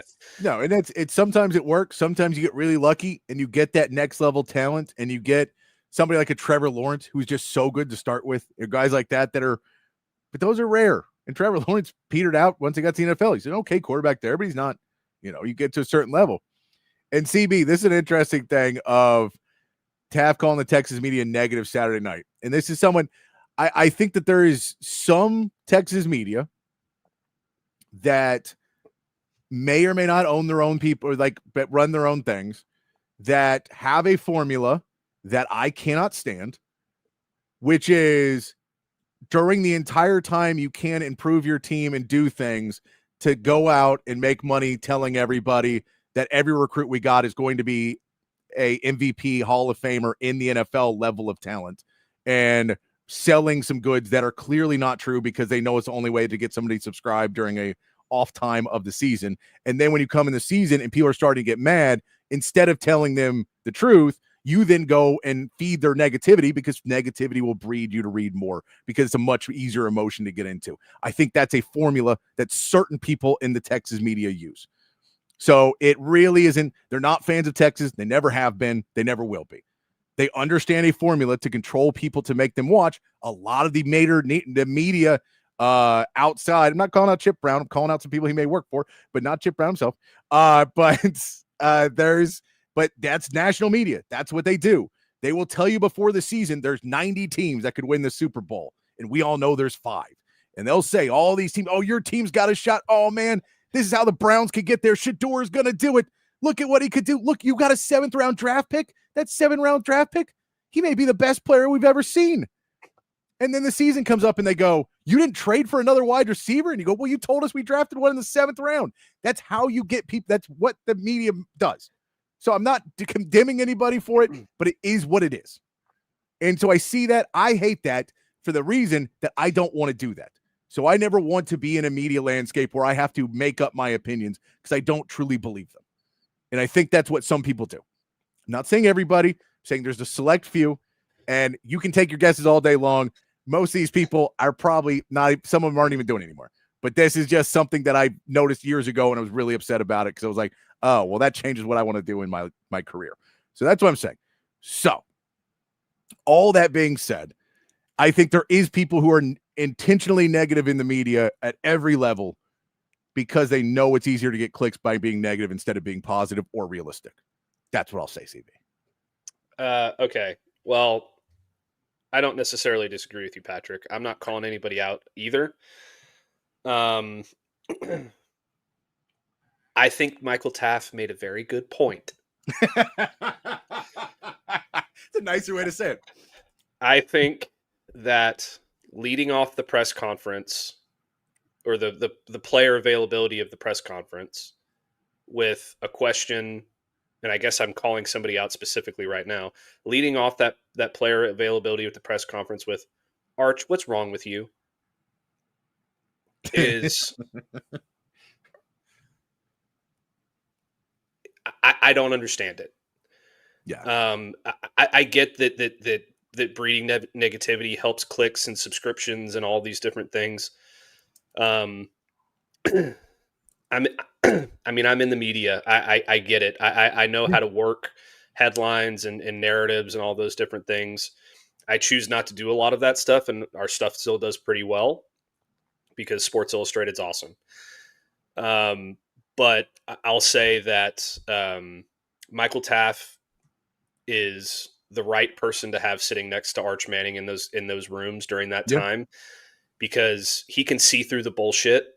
And I think that was a bullshit question. I think that a lot of the questions that have been asked as of late can certainly be construed that way. And that's why I respect people like Chip and E. Henry and Anwar Richardson and some of these other people who ask, and CJ Vogel and Joe Cook and all these guys ask good questions. Yeah. They ask Sark questions about strategy and decisions and all those different things. And media who comes out and just tries to push this negative narrative and drive the conversation and whatever the fans want to hear, I don't think deserve to be in that position. I'm not saying that people like Kirk Bowles, or I'm not calling anyone out specifically in terms of that. I'm just saying that everybody needs to do better, because that's just a weird question to ask to start off a press conference. And feeding the negativity of your fans is not a way to get into a journalistic space healthy journalistic space. No, I'm tired of it. No. And so I'll say this. Anwar Richardson asked a question today at the press conference, and the way he asked the question The way he did it was a question that many people wanted asked. And so he asked it, but he did it in a respectful way to give Sark a chance to answer the question, to basically give him a ground to say, a lot of people want you to step down and hire an OC and hire a play caller. So I'm going to find a way to ask you that without coming out and going, hey, man, you suck at play calling, huh? Since you were so bad at it, should we get an OC? He said, you know, a lot of other coaches have done this. There's so much going on in college football. Have you thought about taking over as a CEO and hiring another play caller? And it's an easier way to ask the question, to give him a platform to answer it, as opposed to just attacking somebody, especially when you do that to players. Because Sark is a professional. He gets paid millions and millions of dollars to answer these questions. He's been asked them a lot of times. Arch has not necessarily been in that. Arch has had his ass kissed for a very long time, and then his ass ripped apart for the last 6 weeks. So it's a very different world for him. The only other thing I'll say on this, and then we should probably go to our break, I guess. Yeah, but yeah. And then the only other thing I'll say on this is, I will defend the media to a certain point. Yeah. Because It's not all media. Not all media. No, it's not. It is the media's job to ask hard questions. Yes. And ask the questions that need to be asked. You just have to ask them the right way. The way that Anwar did. The way that Chip does. The way that all the other guys that I mentioned before do. I rarely ask questions in press conferences because I don't feel it's necessary. I what I do is I write what I want to write before the game is over or immediately after the game, and then I wait for Sark to answer to say something that accentuates my story. I don't feel the need to sit there and ask questions. Yeah. But when you do sit there and ask questions, ask them the right way. Yeah, it's not that complicated. It's not that complicated. Texas is very lucky because they have so many different media people and so many different places to cover them. And so there's more good than bad at Texas. But sometimes you get somebody and they're more trying to make their name off being they're trying to move on up or trying to do whatever else, or they're trying to get a click or whatever the reason. And they'll ask something stupid, or they'll write an article that, is completely baseless based on, one of their contacts who also isn't really in the program, but may have donated a lot of money to the program in the past, and then makes up some things that they believe are true. And then they report it as if it's true. That has happened because you can tell where these things come from. And you're like, wait a minute. I know people, and everyone I ask about this is like, no, that's patently untrue.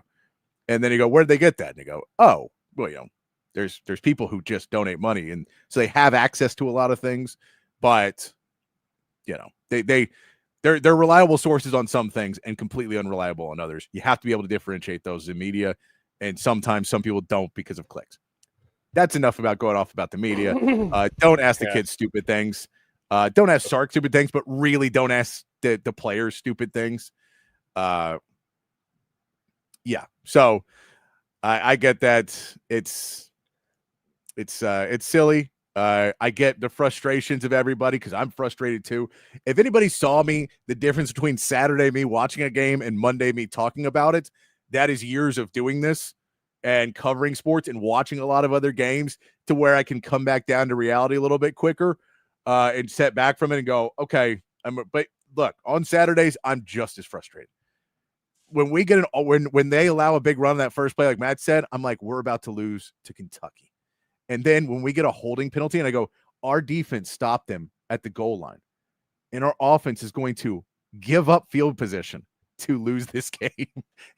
How are you going to do that? You are actually going to lose yardage to do this. So those are the types of things you worry about in overtime and in those games. But we'll get in with it. Matt's got his all 22. He's got some stuff to get into.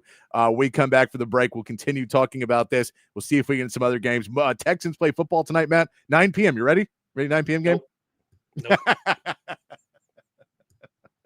We'll get into all that and more as we continue on here on. Appreciate everybody hanging out with us here on an Open Gym on a Monday edition, Texas Sports Unfiltered.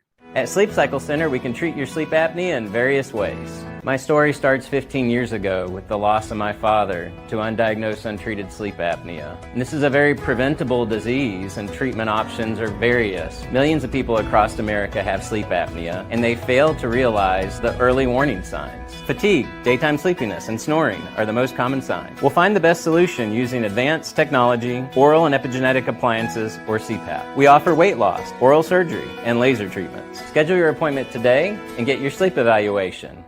If you're looking to remodel a kitchen, renovate your bathroom, or maybe add some new life to your outdoor space, reach out to our friends at McCall Custom Homes. They are custom home builders and renovators here in Central Texas, and they've been doing it in Central Texas for more than 40 years. It's a father-son team with a ton of experience, and all of that experience is here in the Austin area. So they know what it takes to turn an Austin area home into something truly, truly special. Right now, our friends at McCall Custom Homes are offering free estimates to TSU listeners so they can come out to your place, hear your vision, they can tell you what they can do, and then you can go from there. Don't just take my word for it. Check out their website, McCallCustomHomesATX.com. Look at the gallery of jobs they've done over the last 4 decades. And then when you're ready, again, reach out to them and they will come to you. McCallCustomHomesATX.com, or you can call or text Mike McCall directly at 512-633-9580. It's McCall Custom Homes. We build value into your home.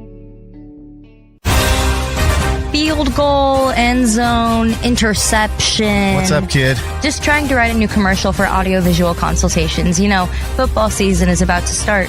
Okay, so what have you got so far?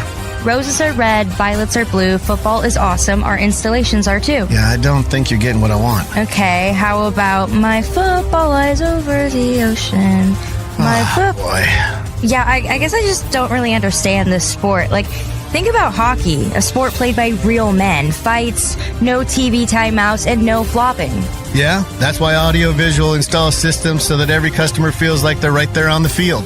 People's love for football might be hard to understand, but ABC can tackle any residential or home improvement to get you ready for the big game. Now you're getting it. Ready for the halftime show? What?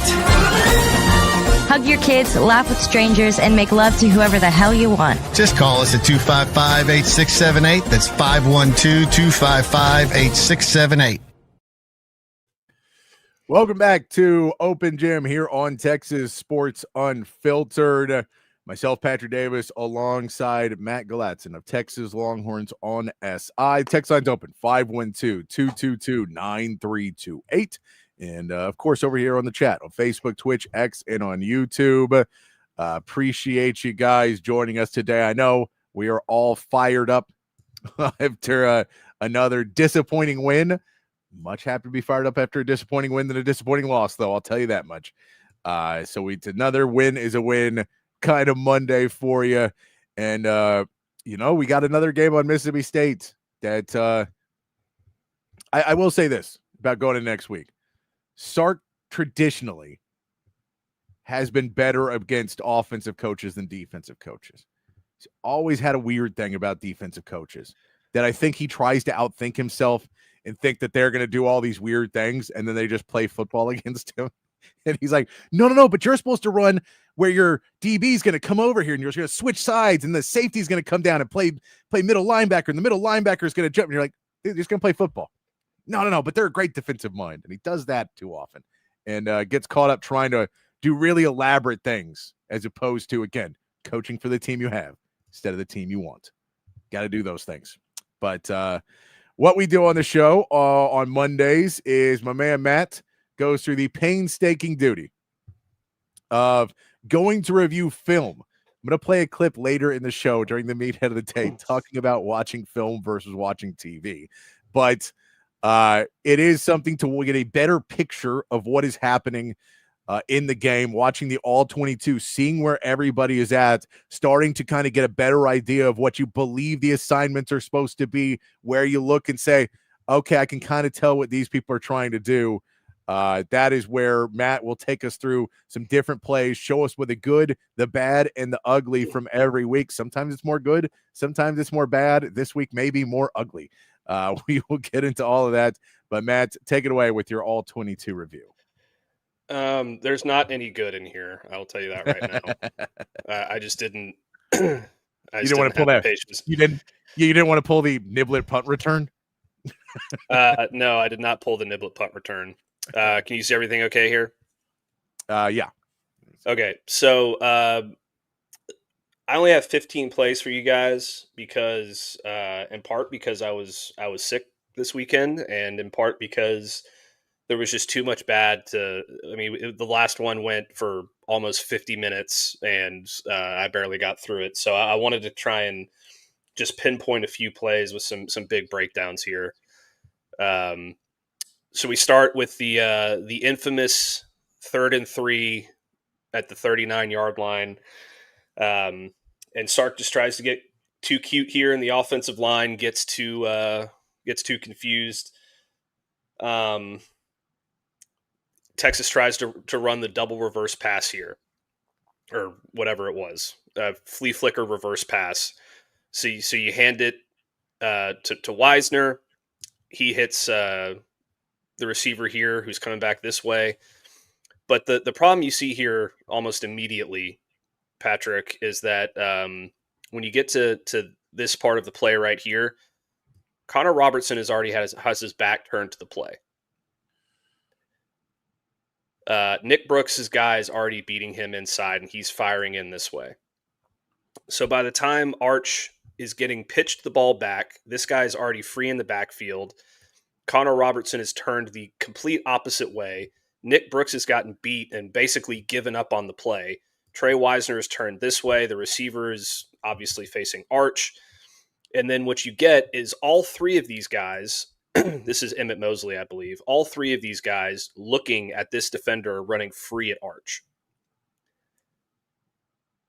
Like, I don't understand what everybody thinks he's supposed to do here. You can see it. You can see another view of it here. The line is pulling this way, and Robertson looks back at Arch while Brooks is trying to wash his guy this way, but he gets by him, and then he just kind of lets him go. And Robertson is turned completely the other way, and this guy's going to have a free shot right at Arch.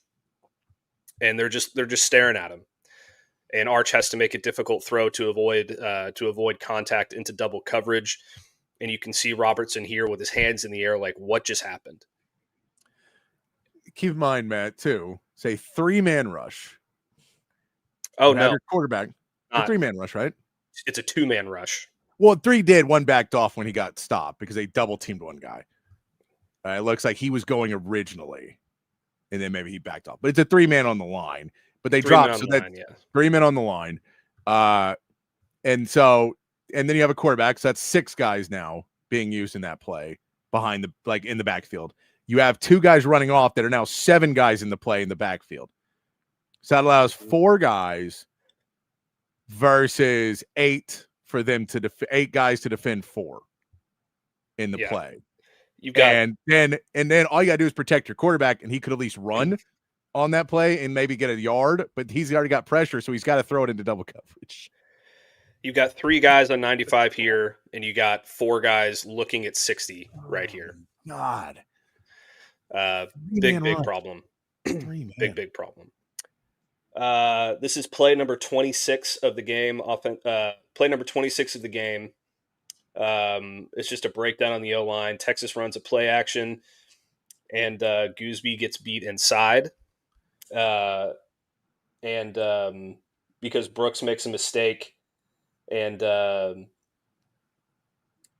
free rusher comes unaccounted for while the safety blitzes. So here's the set. You can tell immediately that there's issues right here. There's an issue right here.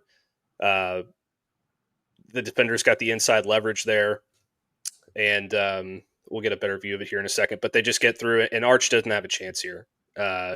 He's getting attacked here at multiple angles. Free rusher comes from the outside, and then he gets sacked. But we can take a better look at it from this angle here. So you can see that Gooseby's pushing his guy inside. Brooks is supposed to help Gooseby here, is what he's supposed to do, and he's supposed to leave this It's 25 here. Let me back it up a little bit. It's 25 that comes in this way. So what's supposed to happen here is Brooks is supposed to help out here and with Gooseby and leave the smaller nickelback safety here for Wisner. And what ends up happening is Gooseby is looking at his outside defender here. The guy gets inside leverage on him and gets after Arch. And look, Gooseby's bent over. He's got absolutely no shot to make that block there. Brooks is still trying to work on this guy, and props to Wisner for picking it up and trying to make a play on the guy. It gives Arch like an extra split second.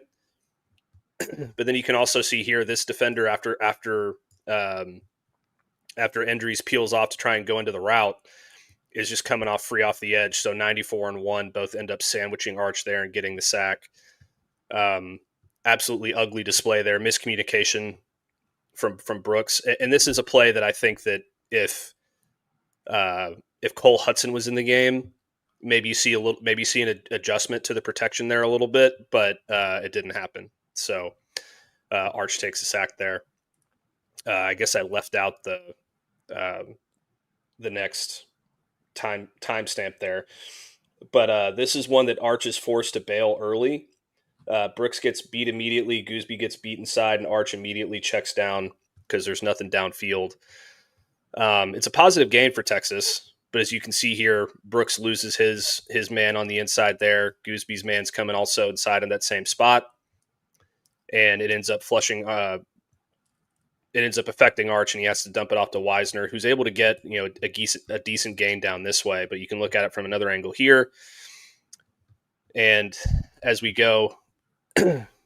Brooks he gets beat on the inside right here. You can see the defender getting leverage under his arm there. He's on 1 foot. He's getting pushed back. This guy makes a nice move on Gooseby, who needs to kind of seal this guy off here, but he lets the guy get inside of him on his chest, and he's able to push up field. And you can see it start to break down there. And then he gets through here, but Arch is able to get rid of the football, which is good. Next play here, play number 30. Robertson gets abused. He gets beat off the snap immediately. Arch is hurried and throws an inaccurate out. Livingston drops it, and it's also a really good play by the corner here, by the way.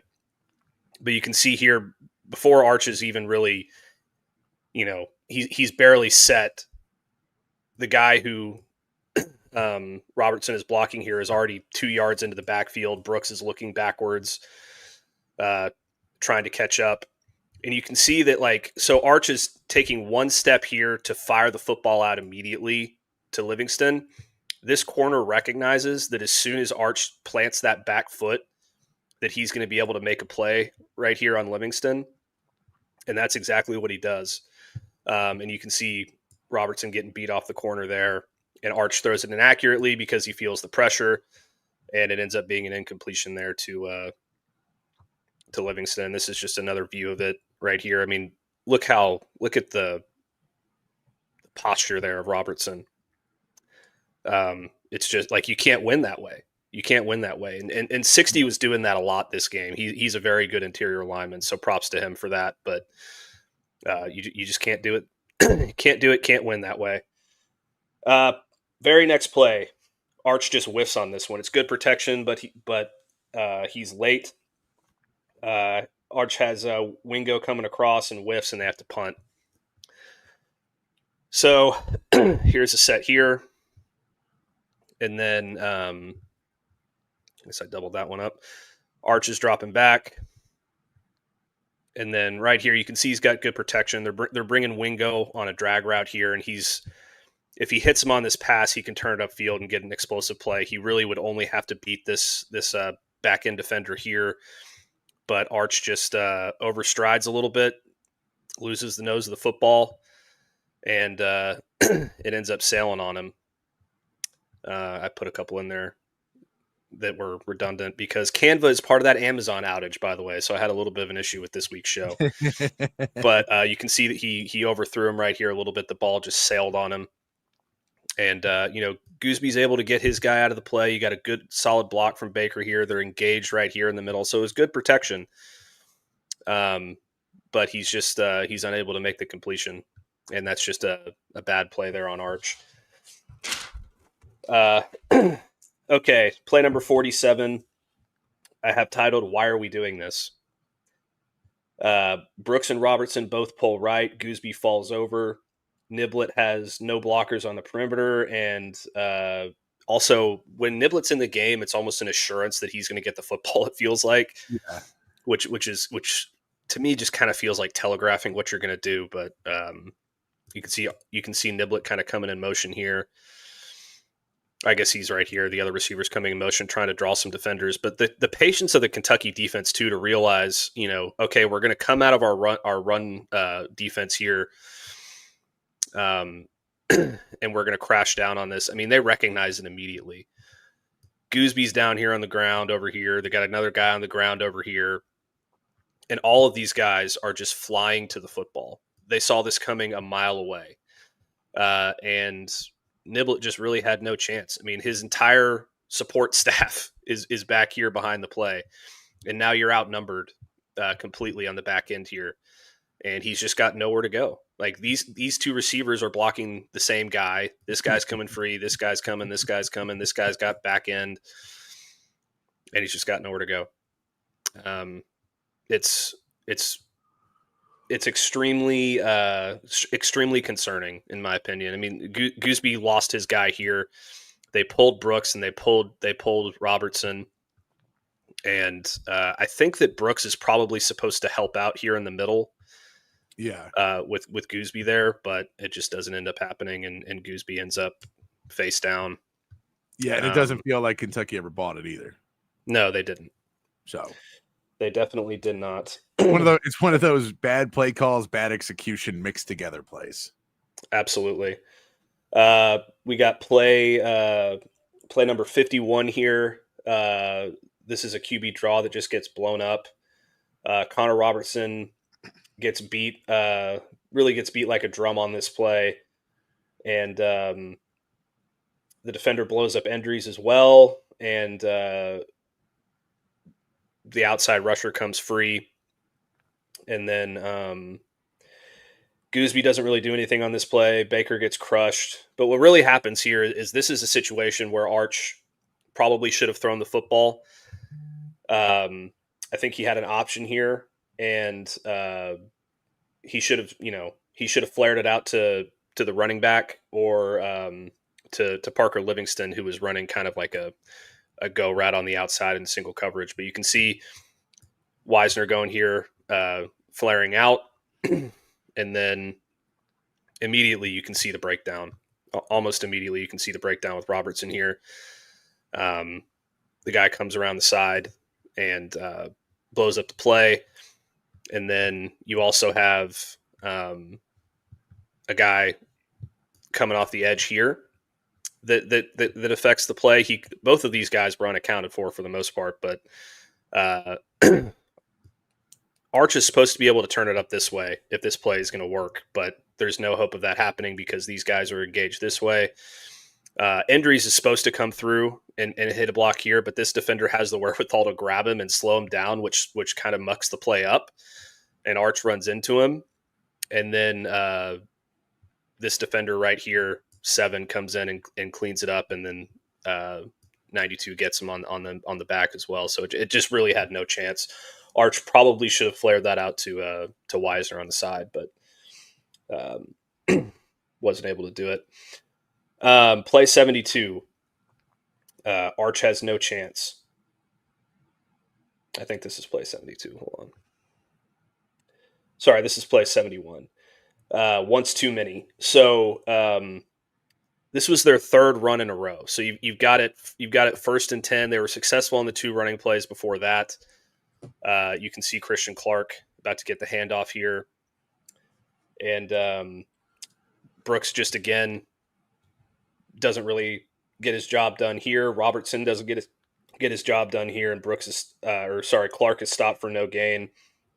He should have stayed tight and ridden Goosby's hip on this counter, but he went too wide and it kind of blew up the play. So you can kind of see as the play develops here.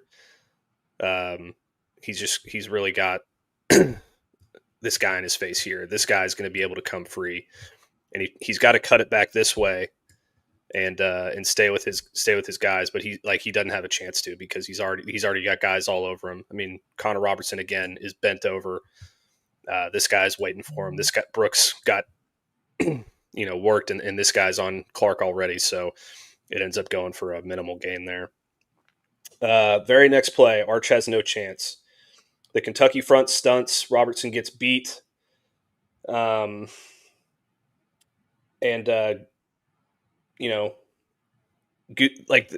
needs to wash his guy out of the play here. Or Gooseby washes his guy out of the play here, but Brooks somehow loses his man and it blows the play up. The linebacker comes late as well, and you get a sack. So you can see Campbell pulling here. And as we continue the play, notice a big issue right there with Robertson getting beat inside. Gooseby's getting beat as well. And it's Robertson's man that ends up, I believe, coming through and getting the sack on Arch here. But here's a better look at it. You can see right there. And then both of these guys are fighting through on Gooseby and Brooks. But what they need to be doing is pushing their guys this way. And they're letting them get inside leverage on him and push up the field. And really, before Arch has a chance to do anything, he's got 1, 2, 3 guys. This guy's coming late when he realizes that he's got a free shot at Arch. And it results in a sack.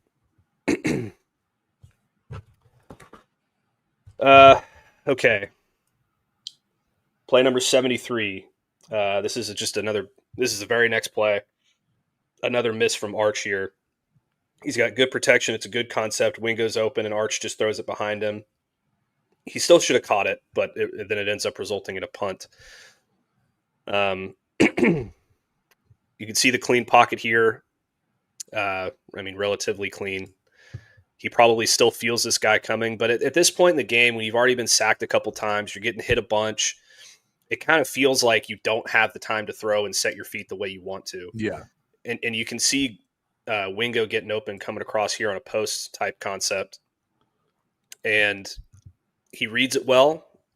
He makes the right decision. And the ball just kind of floats on him. You can look. This is a little bit technical, and I don't really like to get into this stuff a whole lot because it can theoretically be kind of boring. But if you want to know why Arch flutters the football a little bit and it can sail on him with like the nose can get kind of out of trajectory, look at how much he's overstriding with his back leg here. That is a big no-no when you're trying to make throws like this. And it causes inaccuracies, and it ends up behind. Here's another look at it. It ends up going behind Wingo here. Look, he's got the right guy. He's a little late on the ball, but he's got the right read. And then he just throws it behind him. That should still be a catch. You got to help out your quarterback there and make that catch. Is it a perfect throw? Absolutely not. Is it a difficult catch? Yes, but you still got to make it. And it was a difference in punting the football and getting a first down. Play number 86. This is another bust in run blocking. Kentucky closes off the outside run, and Wisner cuts back, but Gooseby gets beat by the linebacker, and Wisner's stuffed here. So here's the set, and you're trying to move this way, and he's forced to cut back. This entire side of the line is closed off, and Gooseby's losing his man here, and he just comes free here and really closes that off. And then Endries is getting beat right here, which it's tough to engage those blocks, but Gooseby's man's the ones that ends up making the tackle, and Wisner gets no gain there. So it's just a complete busted run there. Very next play, another Arch run that is stuffed. So this is a great play by number 2 here. You can see the set there. I believe it's him, right? I think this is number 2 right here. He just beats Wingo on this play. And it's a good play by him, so he deserves the credit. You can see him in the backfield here. The idea is that, you're going to run a QB power here. It's short yardage, and you just need a couple yards to pick it up. But that guy beating Wingo was the difference here. And Baker probably should have made a play here as well. But you can see too here, Wingo has no shot. He has absolutely no shot there, and it results in the stuff, and Texas ends up having to punt the football again. Play number 109, or is that 109? Yeah, number 109 in the football game. Baker just has no shot here. Texas calls a drag for Livingston, and Kentucky sends a guy on a blitz. They overwhelm Baker, and Arch has no chance. Really has no chance here at completing the football. So you can see that it's 3rd and 6, critical point in the football game. You're on the 35-yard line. Guy comes off the edge here, and Baker's basically on an island against 2 guys here. So he pretty much has to choose. Do I take this guy on the inside, or do I take this guy on the outside? There's not a winning situation on this play. This is a protection gaffe, in my opinion. Maybe DJ Campbell is supposed to come over here and help out because this guy's stunning this way. Somebody needs to call that out, and somebody needs to fix it, because there's no reason to have 3 hats on one guy and Baker fighting for his life and having to make a decision against 2 other guys. And that results in he chooses the inside guy. The outside one comes in and makes the play on Arch. And he's able to get rid of the football. You can see they're running a little mesh concept here. And Livingston's able to get free, but Arch is already trying to throw the football with a guy wrapped around his legs, and he's open. But the protection mistake really blew that play up. You can see another angle of it here. Patrick, help me out here, but what are you supposed to do here if you're Brandon Baker? You're nothing. It's too late. Again, that's about calling protections before and making sure everybody's on the same page. They just haven't been all season long. Yeah, and it results in a play that otherwise could have had a pretty solid gain, because if you go back up here to the wide view, if he hits him on this ball, he can get some yardage here, and he can make it to the sticks, but he's unable to do so because of a protection gaffe. Look, he's got his face in Brandon Baker's ass trying to make this throw. It's brutal. All right, 2 more plays left for you.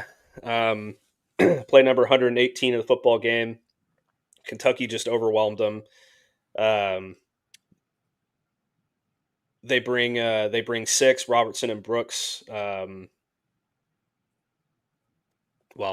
a disaster. 3rd and 10, 22 seconds left in the 3rd quarter. You can see the set here.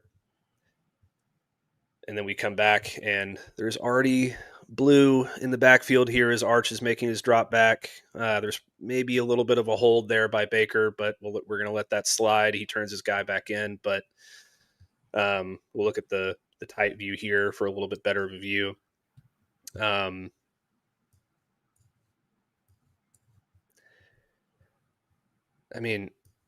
does that guy get through there, right? And then you got the linebacker coming this way, stunting on Brooks, literally and figuratively. Brooks needs to get this guy, and Robertson needs to recognize that this guy's coming on a blitz and step up and get this guy. But that doesn't happen, and this defender comes free. This guy gets by Robertson. Brooks is looking to this guy on the left, and now you can see here he's coming free. Props to Christian Clark for stepping up and getting this guy. But the guy comes through and sacks Arch, and Robertson is once again bent over, overextending, and this guy is getting his life held on the play, and they don't call it, fortunately for Texas. And then the last play that I got for you, this was that was the end of the sack. this is 3rd and 5, 11-13 left in the third quarter or fourth quarter. Arch got blamed a lot for this throw. And all I have here is Arch gets blamed, but come on. There's a miscommunication on the protection between Brooks and Gooseby. They double team 94, and then number 3 comes free up the middle, and Arch gets blown up, and as a result, Emmett Mosley's explosive play potential is taken away. So you can see that here. Both of them take this end here, leaving this defender to rush free at Arch. All these guys are tied up, and as Arch is trying to get rid of the football, he is now sideways. And listen, he's trying to make this throw with this guy screaming down into his face. Yeah. Mosley's coming across the middle here completely free. But that guy's running 100 miles an hour with the idea that I am going to run through your face. And Arch gets a little happy-footed, I guess, and he can't deliver the football with full authority, which I would challenge any quarterback in college football to deliver that throw with authority 100% of the time. And it's off the mark. And you know, it is right out of Mosley's reach, but you can see another angle of it here. You can see they're trying to communicate between each other here, saying, okay, I'm going to get this guy, which should not have been the case. Robertson should have passed this guy off to DJ Campbell here, and taken the free rusher up the middle. And instead you see Brooks and Gooseby double teaming him. You see Robertson taking 60. You see DJ Campbell and Baker kind of double teaming 90. And then 3 gets a free shot at Arch. And, man, just absolutely smacked. I mean, that's a really tough ball to complete, Patrick. And it's just another example of missed communications and missed blocking assignments and players up front not knowing what they're supposed to do. And that is a very, very, very big problem. No, I mean, it's that issue. It really goes to the bigger problem, which has been all season long. And it's that you have an offensive line that just doesn't know what they're doing. They don't know how to pick up who's coming. They're not, and Arch is somewhat at fault for this too, because he doesn't know. And they're just all season long going, I guess if that guy's blitzing, I guess that guy's going to rush. And then as soon as the play starts, the defense shows you something and does something else, and you're completely lost. And they're double teaming guys. And then when they don't double team, they just stand there like idiots and wait as someone runs right past them. And you're like, all right, well, if you're not going to double team and you see a guy rushing, do whatever you can to get in front of him. I get you have to move your footwork or something else. Do that. And it just feels like all season long, you've gone in the world of use your best judgment to the linemen in certain situations. And like 50% of the time, their best judgment's wrong. Yeah. And you get those problems. And it's just over and over and over again. You know, they go, well, you know, you sometimes got to help guys out and double team. You go, well, you can't double team if they're bringing 5. You cannot double team anymore. You have to win your own blocks. And if you think they're only bringing 4 and then they bring 5, you have to have an alternate plan for this. And they just don't seem to do it. Arch isn't picking up on it either. They're never seeming to err on the side of caution either. They seem to always err on, no, we know what's happening. And not being like, hey, we got to make sure somebody's ready to get a block because our quarterback's getting killed. And that just over and over again puts them in a position where it would be great if Arch Manning was, you know, a 3rd or 4th year starter, that he would be able to help out on protections more. And he would, you know, probably know how to, in those situations, feel a blitz coming even earlier and get out of the way, or pocket and run, or just know the timing of those things. That's the reason why, while this is all happening, Arch is watching film. They're all watching film. I don't know if any of them get better, but if you put them back on the bench. No, they don't. Even for a few series, I just don't know if because it clearly didn't help any of the offensive linemen when they were getting switched out earlier this year. Yeah, So, it's not that simple. It never is. Like I said before, benching a quarterback is when the quarterback is the issue with what's going on, and the rest, everybody else is executing properly. Yes. And there's so many more levels to what's going wrong on the offense right now that would have absolutely no effect whatsoever. Nomel, there were a couple. I mean, yeah, Kentucky's a very well coached defense. There were a couple of examples that I didn't put in here because I didn't have time, where they knew what Texas was going to do on certain looks and certain play calls, and they played them to a T. And that's credit to Kentucky, and that's credit to Mark Stoops. Yeah, I that happens to everybody though. That's not. I mean, you watch film on these guys for a whole week, you pick up their tendencies and you pick up their favorite plays and what they go to in certain situations, and that happens. Yeah, like you called it, Matt, on the Ryan Niblett play, they didn't bite because Ryan Niblett was in, and they go, well, if he's in, decent chance of getting the ball. So worst case scenario, they'll have a little bit more time to throw, but make sure to have a guy out there, and Niblett, and they have 3 guys out there on him that they're able to pop out on. They go for it on 3rd down, and you just pick up on 3rd down where Arch should pick up. Oh, they're bringing a 3-man blitz. We got to call this. We got to change this play. Like the play we have running will not work if they drop 8. They drop 8. This play will not work. This play only works if they're coming after us to stop us on what they assume is a run play or a short yardage pass. Those are not the ways to be able to get those done. And so that's sometimes where you call the play expecting them to line up one way, and once they come out and don't do it, and it's the first quarter, you can't call a timeout. You don't want to burn your timeouts. You have to have a quarterback in there, and you have to have a team, but it's hard to do when you have a very young team who just – there is a bit of stunted growth because nothing's gone right. Yeah. And so Arch doesn't necessarily have that ability to sit the line and go, oh, okay, I feel comfortable changing the play and check down to this and being right in that call to take away something where Sark believes we have this whole setup play, and I change it to a Trey Wisner run. Because I think he can pick up 4 yards in that 3-man rush. I think we get 4 yards out of him. Yeah. So I think that those are sometimes of those moments in there where it's just experience and just time and more film watching and more struggles to get where they need to be. And yes, Matt, as always, great examples, and always thank you very much for sharing that with us. It's great work, even though it's depressing to show us that. Well, I appreciate that.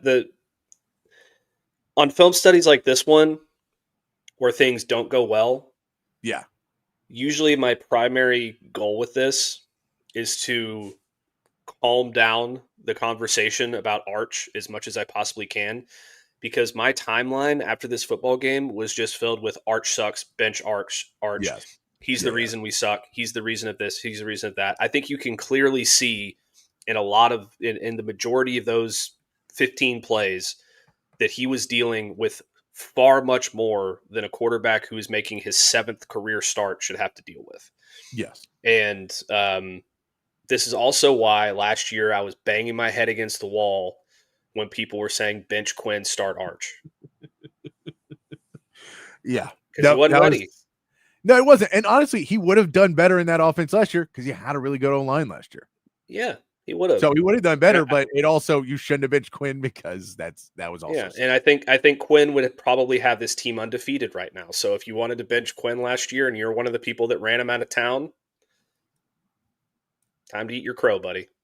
All right, we're going to take our second break. We're going to come back, and we're going to make fun of another media organization when we get back. In our meathead of the day, we come back here on Open Gym on Texas Sports Unfiltered. Hi, I'm Hayden Covert.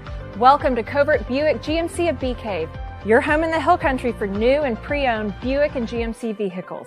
With beautiful inventory arriving daily, including the GMC Yukon, Sierra 1500, and Buick Enclave, you'll be certain to find the perfect vehicle at an incredible deal. Our service department is also open for all your vehicle maintenance needs. Visit us today for a test drive. Covert, born and raised in Austin.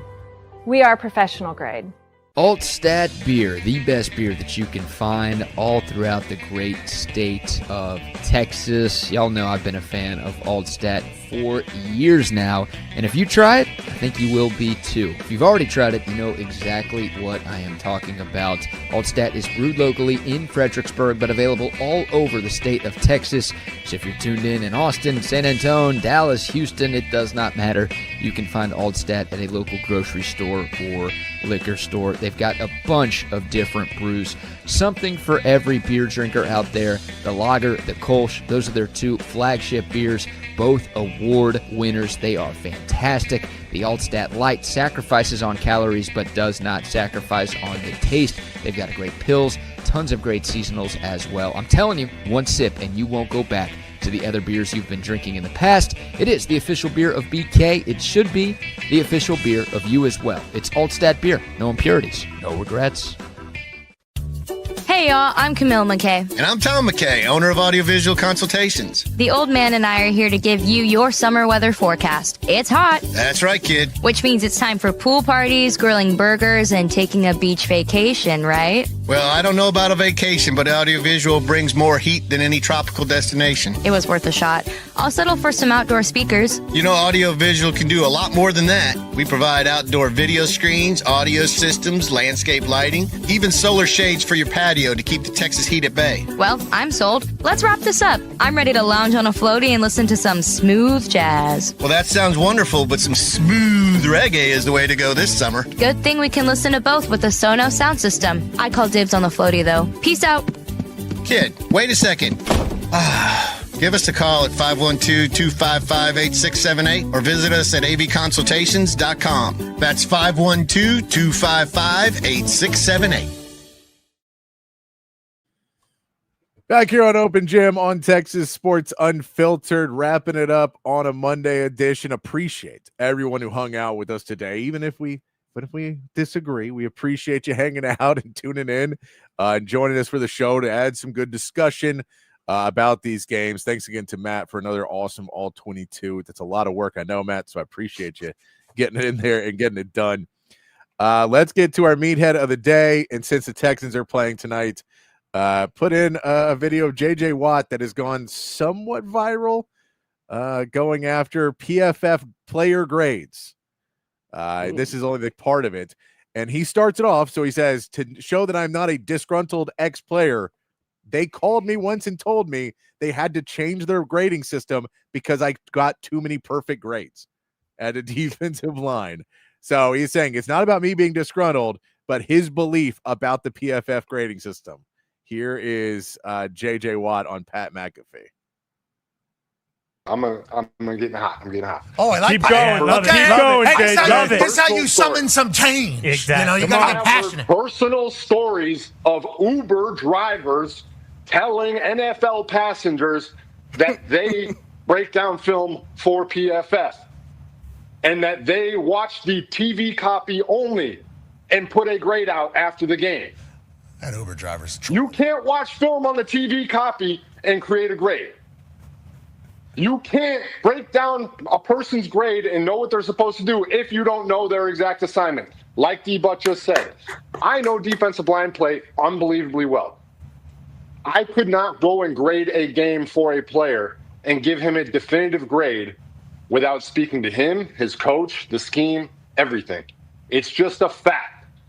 PFF has a ton of great stuff. Player grading sucks. Stop putting it out. Hell yeah! Attaboy, Jay. Well done, Jay. Well done. There we go.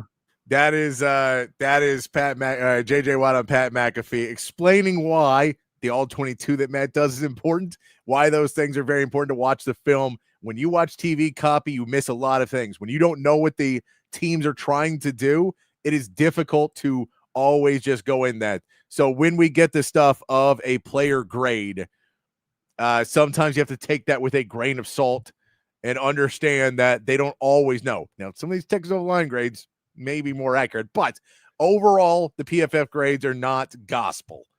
They are a thing done by many others, like how recruiting is not gospel, the recruiting rankings or anything else. None of it is gospel.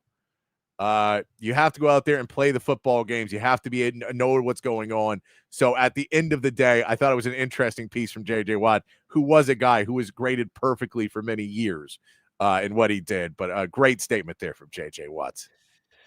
Yeah, and I think that defensive line is one example. I think that's a fair example for every other position on the football field as well. It is absolutely impossible to diagnose what's going wrong in a football game based on the TV broadcast. You just can't do it. You can't see everything that's going on in the field. You can't see the right angles. You can't see what players are designed to do in specific situations. And a lot of times it ends up Arch throws an incompletion. He sucks ass. Yeah. Now, there's a lot more that went into that play. So everybody listen to JJ Watt. Patrick, text me that video, please. I want to broadcast that on X immediately. Yes. I'll send you somebody. I'm sure someone else supposed to. I'll send it to you. And we'll get that a prediction tonight. Does Texas offensive line do anything against the Seahawks, or is this another long night for the Texans coming out of a bye week?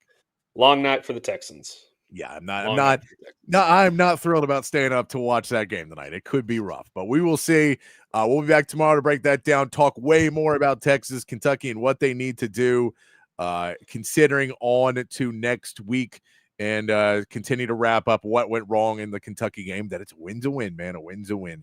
Getting all that. But until then, be kind, be safe, keep your underwear clean. We'll see you right back here tomorrow for more from Open Gym.